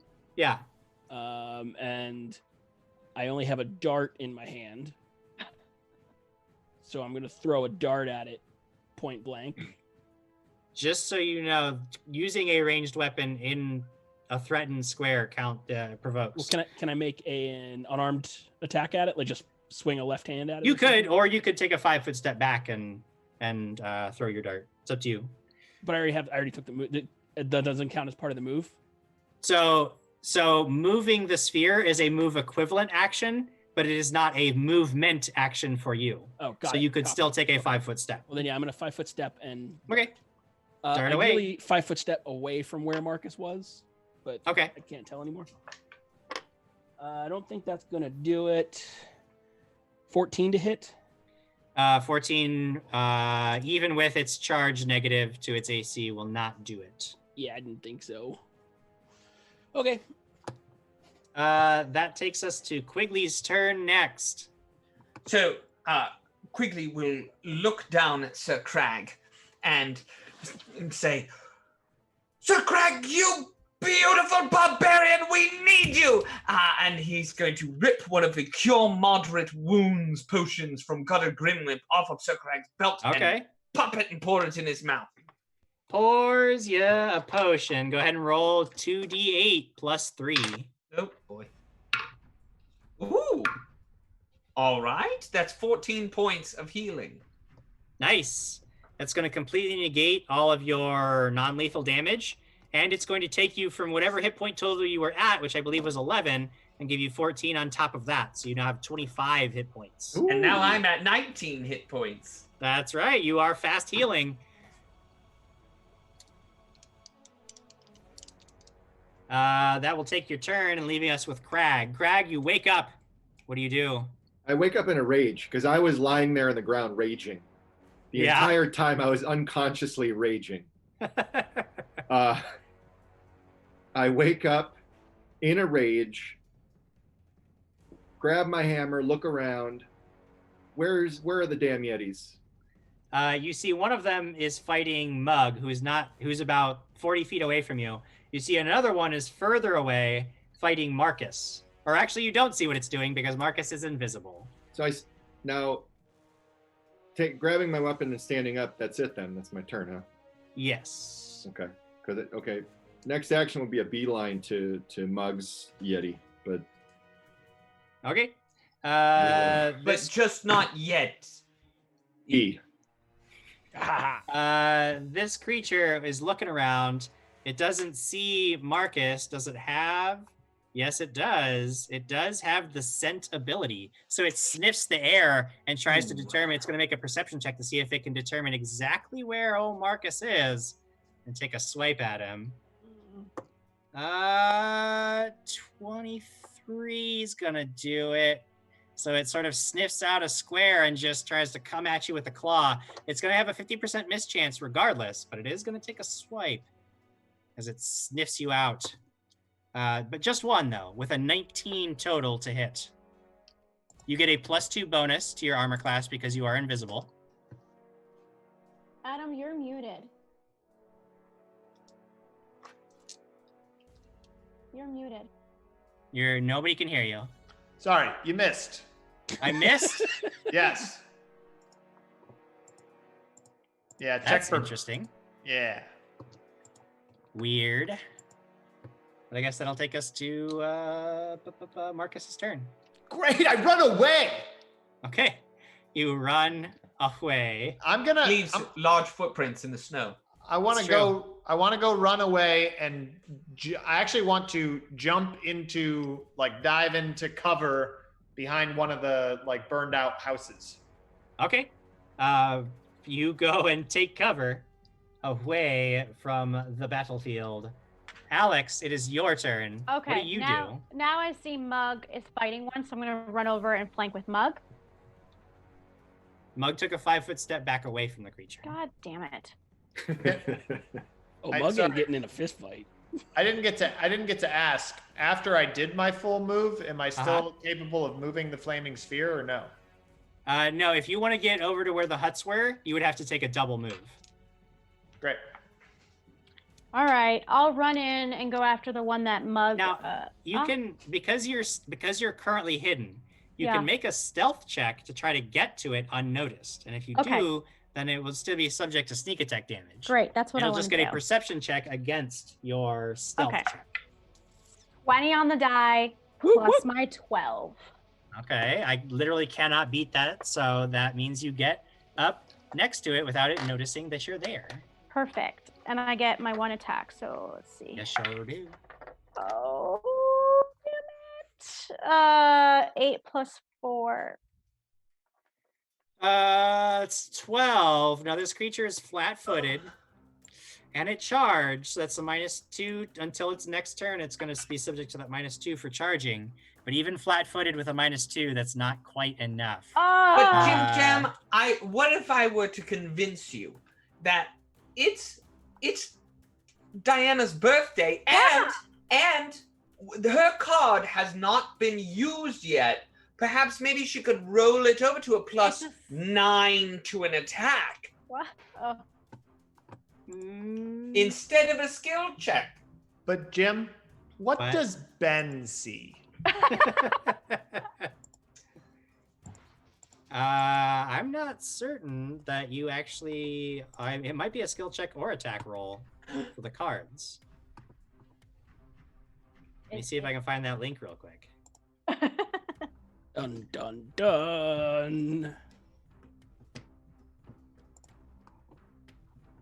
I like it, Rady. Crag, did you fall unconscious with your mouth open or closed? It's a good question. I don't know. I'm gonna try and Kobe a Goodberry into your face. I mean, he's up now. I'm I've up fixed now. him. Oh, okay. So the big question for me is what happens to my rage bonuses? I know I get They remain the same. My You still strength get a plus. goes up. Your strength goes up by 4, so it goes from a 9. So I'm a 2d6 plus 1 raging. But then my temporary hit points, because my con is now 0 instead of plus 1, do I still get the 10 hit points, or it's different? No, it's different now. I get 8 hit points or something. 13's a +2, Greg. A 13 is a +2. 13 is a +1 still. You don't get it plus. You don't. 13 is +1. It's 12, 13, 14 starts the +2s. Okay, so it's just a +1, so I have no bonus then for anything. Oh, Bubba. I'm finding these things. Clubs, right? Yes, clubs. 9 of clubs. Skill check or attack roll. Can I use it? Yeah, you can use Does it. it work? Yeah, it does. Okay, it great. does. Thank- With a Oak the +9 Okay, here we go. bonus, that'll definitely put you over the threshold for its AC. Great. So 2 plus 3 is 6, and let me roll a sneak attack. 4, so 9, 10, 11, 12. 12 points So, of no, damage. 6 and 12. 18. 6 18. and 12. Woo! 18 points of damage. You jab your knife right into this thing's ribs, and it roars in absolute agony. But that will take us after Alex's turn to its turn. It whirls around on you That's and all right. stares deep into your eyes. You love Make you. a will save. Okay. What? Crazy. 12. 12. You stab this thing and you see it just whirl around in an absolute rage. And when you stare into its eyes, you become paralyzed with fear as you realize you should have stayed hidden. And then it is going to try to claw you. How many claws? So many Lots. claws. About that Actually, many. only 2 of them. How old are you? Birthday and amount of 25 claws. No, there's more than that, but Now, yeah. when you are paralyzed, you can't Yeah. use your dex bonus to your armor class. So, the first attack is going to be an 18. So hold on. My AC right now is a 17. Okay, well, so then then that- both of these attacks are definitely going to hit, which means that not only are you getting clawed, but you're getting rended. Mm. The first claw is not actually that bad. It only deals 9 points of damage. Okay. The second claw, there goes that die. The second claw is going to deal a little bit more at 12 points of damage. Okay. I'm what's today's date? When It's was the I third. born? Yep, that's how many hit points I have right now. That's a Well, real you're problem about to because get now you're attacked getting again. rended. Yeah, now you're getting attack point. What? Well, it's a good thing there's a whole bunch of versions of me. It would be nice to have a Take- giant bird to attack from the sky, Jim. You take 9 more points of damage from the rend. Okay, -6. -6, bleeding out. And then it is Mug's turn. You see that Alex rushes up to save you. She stabs this thing, and then it just turns around and literally starts ripping her apart. What do you do? I don't love it, Jim. Talks to animals. He talks kindly to the Yeti. The aggressive thunder cloud can continue its move. Yes. Yes, Another and it 20 would feet be to able get to there? reach it this turn, which will force a reflex save on my part. Yes, and I was wrong. It's a 19 save. It's not a conjuration. It's an evocation. Either way, that is a failure for sure. This time, this is a better damage. This one's 14 damage. Oof. It's dead. Yes. That's too much. That's too much. It die. And then, where's this other Yeti? It is behind you. like scouring the battlefield for more targets. Is it within 50 feet? Yes, it is within 50 feet of you. I would like to, as one standard action, I would like to cast Stone Discus at it. Stone Discus. Go ahead. All right, it's a roll to hit situation. All right. So I'm adding 6 to this roll. All right, 16 on the die. So what's that? 22. That'll do it. Yeah. Mug's gonna save the damage. day. 46? 4d6. Oh. 12 damage. 12 points of damage, and this creature already burned from the fire before. It's looking around. It turns around just in time to spot you as the nearest target, and it looks like it's about to come charging in. So you throw this stone discus, which goes wheeling through the air and clunks it right in the middle of its forehead, crunching its skull in, and just sticks there. And you see blood and brain just oozing out underneath the discus, and it falls face first into the snow. Yay! Both creatures are dead. What's Good job, the Mug. mud situation like up here? What's the what? The mud situation. Could I do some more of that soothing mud bath? Because I feel like we as a group need that. Everybody needs a mud bath for certain. I feel like You we could- need that. You could easily find a space for a nice mud bath. Let's get With everybody both- in this mud bath and get some heals back. I rage down. I am exhausted. You are exhausted, and looks now that you have raged down, all of your stats revert to their normal self.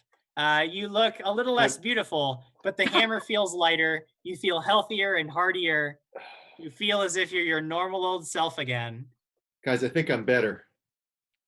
You don't look so great. No, I'm feeling really good.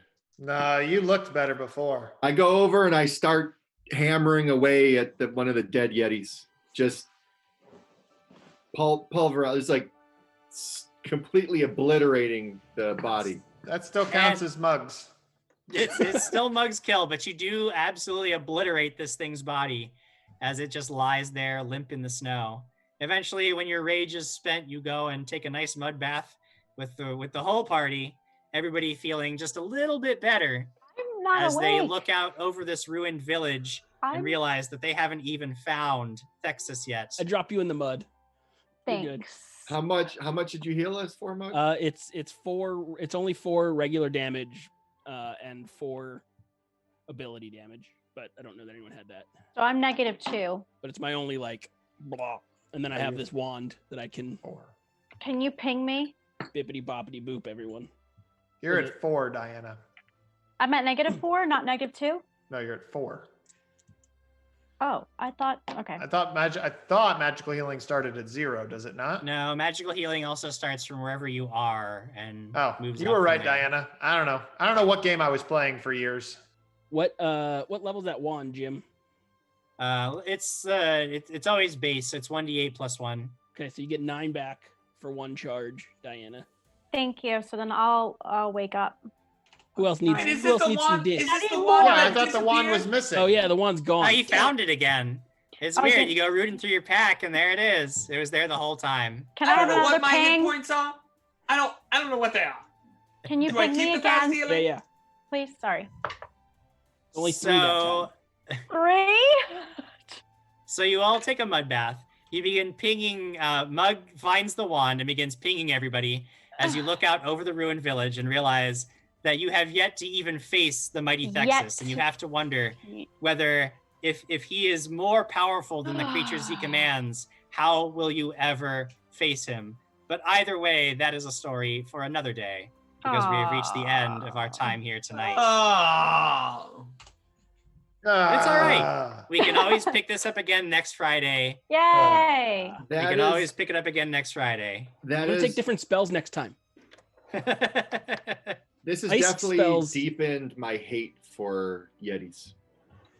Yep. I was already We hate mad the about Yetis. Yetis. Dude, I hate the Yetis. that was crazy. That was fun. You guys want to take a couple of minutes and talk with chat for a little bit? Oh yeah. Let's talk with him. Let's talk to chat. We had Sarah Yeah. BC1 donated some cheers that came in. Ooh. Saw that. Nice. Oh, she put Thank herself you, back on Sarah. top of the Just list. wanted to be on the top. Speaking of Sarah BC1, she says, feeling some deja vu. I originally joined during the Yeti fight. Oh, hey! Yay! We've come earlier- full circle for you, Sarah. I like Earlier, Brian- Scott Danuso Sorry. said that there was a hag in the basement of the last log cabin. There Brian- wasn't there? There was, yes, there was. Brian Summers says, now that is classic dat. Marcus running away. No, you're right. You're right. I should have stood there. I should have just stood there. You know what? You guys are right. I should have stood there. DeCrambo said, rage sleep? I wasn't quite certain about being asleep and enraged, but that's what you tell me happened. Here's the thing, though. It wasn't a real thing in the rule sense, but it was just that there was a fire burning deep inside of Craig's heart while he was unconscious with all this dumb stuff. DeCrambo also says, man, I'm really loving this series. Hey, well, we're glad to stuff. have you here watching us, for sure. Scott Danuso says, finally, Alex, listen to me. Let them die. Photo Cavallo says, I'm glad I came back in time and that you didn't kill off Alex. Aww. It was close. It was a near thing. Yeah, it's very close. Very close. Lucas Martinez asked if Crag makes leather out of the Yeti hide. Well, he just pulverized the body and mutilated it, so no. Well, there was only one, and I don't think it stacks. I already have. Isn't my armor considered to be leather armor? That's true. should get Although some for form of Yeti armor. hide, I might apply, like if you had somebody magically enchanted, it could probably give you some cold resistance. I already have furs. I can do it for you, Craig. He can't do it for you. Don't listen. I can make it masterwork. Masterwork Yeti. Oh, Yeti. earlier, Voss was saying we need Con to slip Diane the 20s only dice from the commercial. Yes. Thought that was funny. But we don't No have bueno. any. Silent H says a crossbow's looking pretty nice right about now. Ugh. And Elite Trooper, 348 says, yay, 3-parter. That's right. We've extended into a 3-part. I was only going to do 2, but then you guys took a really long time killing these Yetis. So I would say so we that get 3 probably- episodes. We probably took a little bit longer with the harpies than we did with the Actually, Yetis, no, you so. breezed right by them. You skipped their whole side quest, so that didn't take any time at all. They're like, get out of here, Harpy. Fiduciary issue. Get out of here. We also took a long time in town talking. There about was a money. lot of savings and loan issues to work out. Yeah, that's what took forever. This is You know what? It's good that we found those unspent funds because our hit points would have been in tremendous, terrible situations. Terrible really confused situation with what the this hit one points. situation is. All right, everybody. That was fun. I'm glad that we'll have another episode coming in next week. We'll do it again next Friday, 6 p.m. Yay. We'll come hang out with you guys, chat, and play some games. Maybe they'll do a little bit better than they did tonight because those Yeti were mean. Those were tough. But I think They a lot were. of it was the wild magic. That wild magic really took Crag out of the fight, and it really took Quigley out of the fight. That That brown was mold, real nasty early on. That mold put us at half strength going in. Yeah, the mold was a problem too. Yeah. So definitely a tough challenge, but you guys pulled through. We'll see how it all pans out next week. Thank everybody for joining us, for all the bits, Thank you, donations, guys. and Yes, thank support. you. Just Thank you, hanging out guys. with us and watching us. It's awesome to have you here still. We hope that this brings a little bit of normalcy for you guys because it brings a little bit for us. So we're happy to be here playing for you. So Hey, we stay will- tuned to our social medias for the new schedule for next week because I think we might have even more shows next week. What? That is correct. We're going to be doing even more gaming next week than we did this week. So stay tuned. Keep an ear out for all the new things that we're going to be rolling in. I might actually be playing in a game What? as a character. I believe know that I'll that. be playing in the game. Yeah. So Ooh. if y'all wanted to see me on the other side of the couch, now is your chance. We will see you Also, next week. Don't forget, though. Thanks wait, for one more hanging out thing. with us. What One was more that? thing, Jim. Mhm. One more thing. Don't forget tomorrow, 9:30 a.m. on the DAT Network. It's the Saturday morning Crag Extravaganza. Some of the patrons are going to have a whole morning of it because you get Crag Extravaganza, and then right after that, there's a patron game. So Awesome. it's going to be a whole DAT morning. We will see you guys next week. Thanks for joining us. Until next time, We're out of here. Good night. See you in the morning for the crag extravaganza. Good night.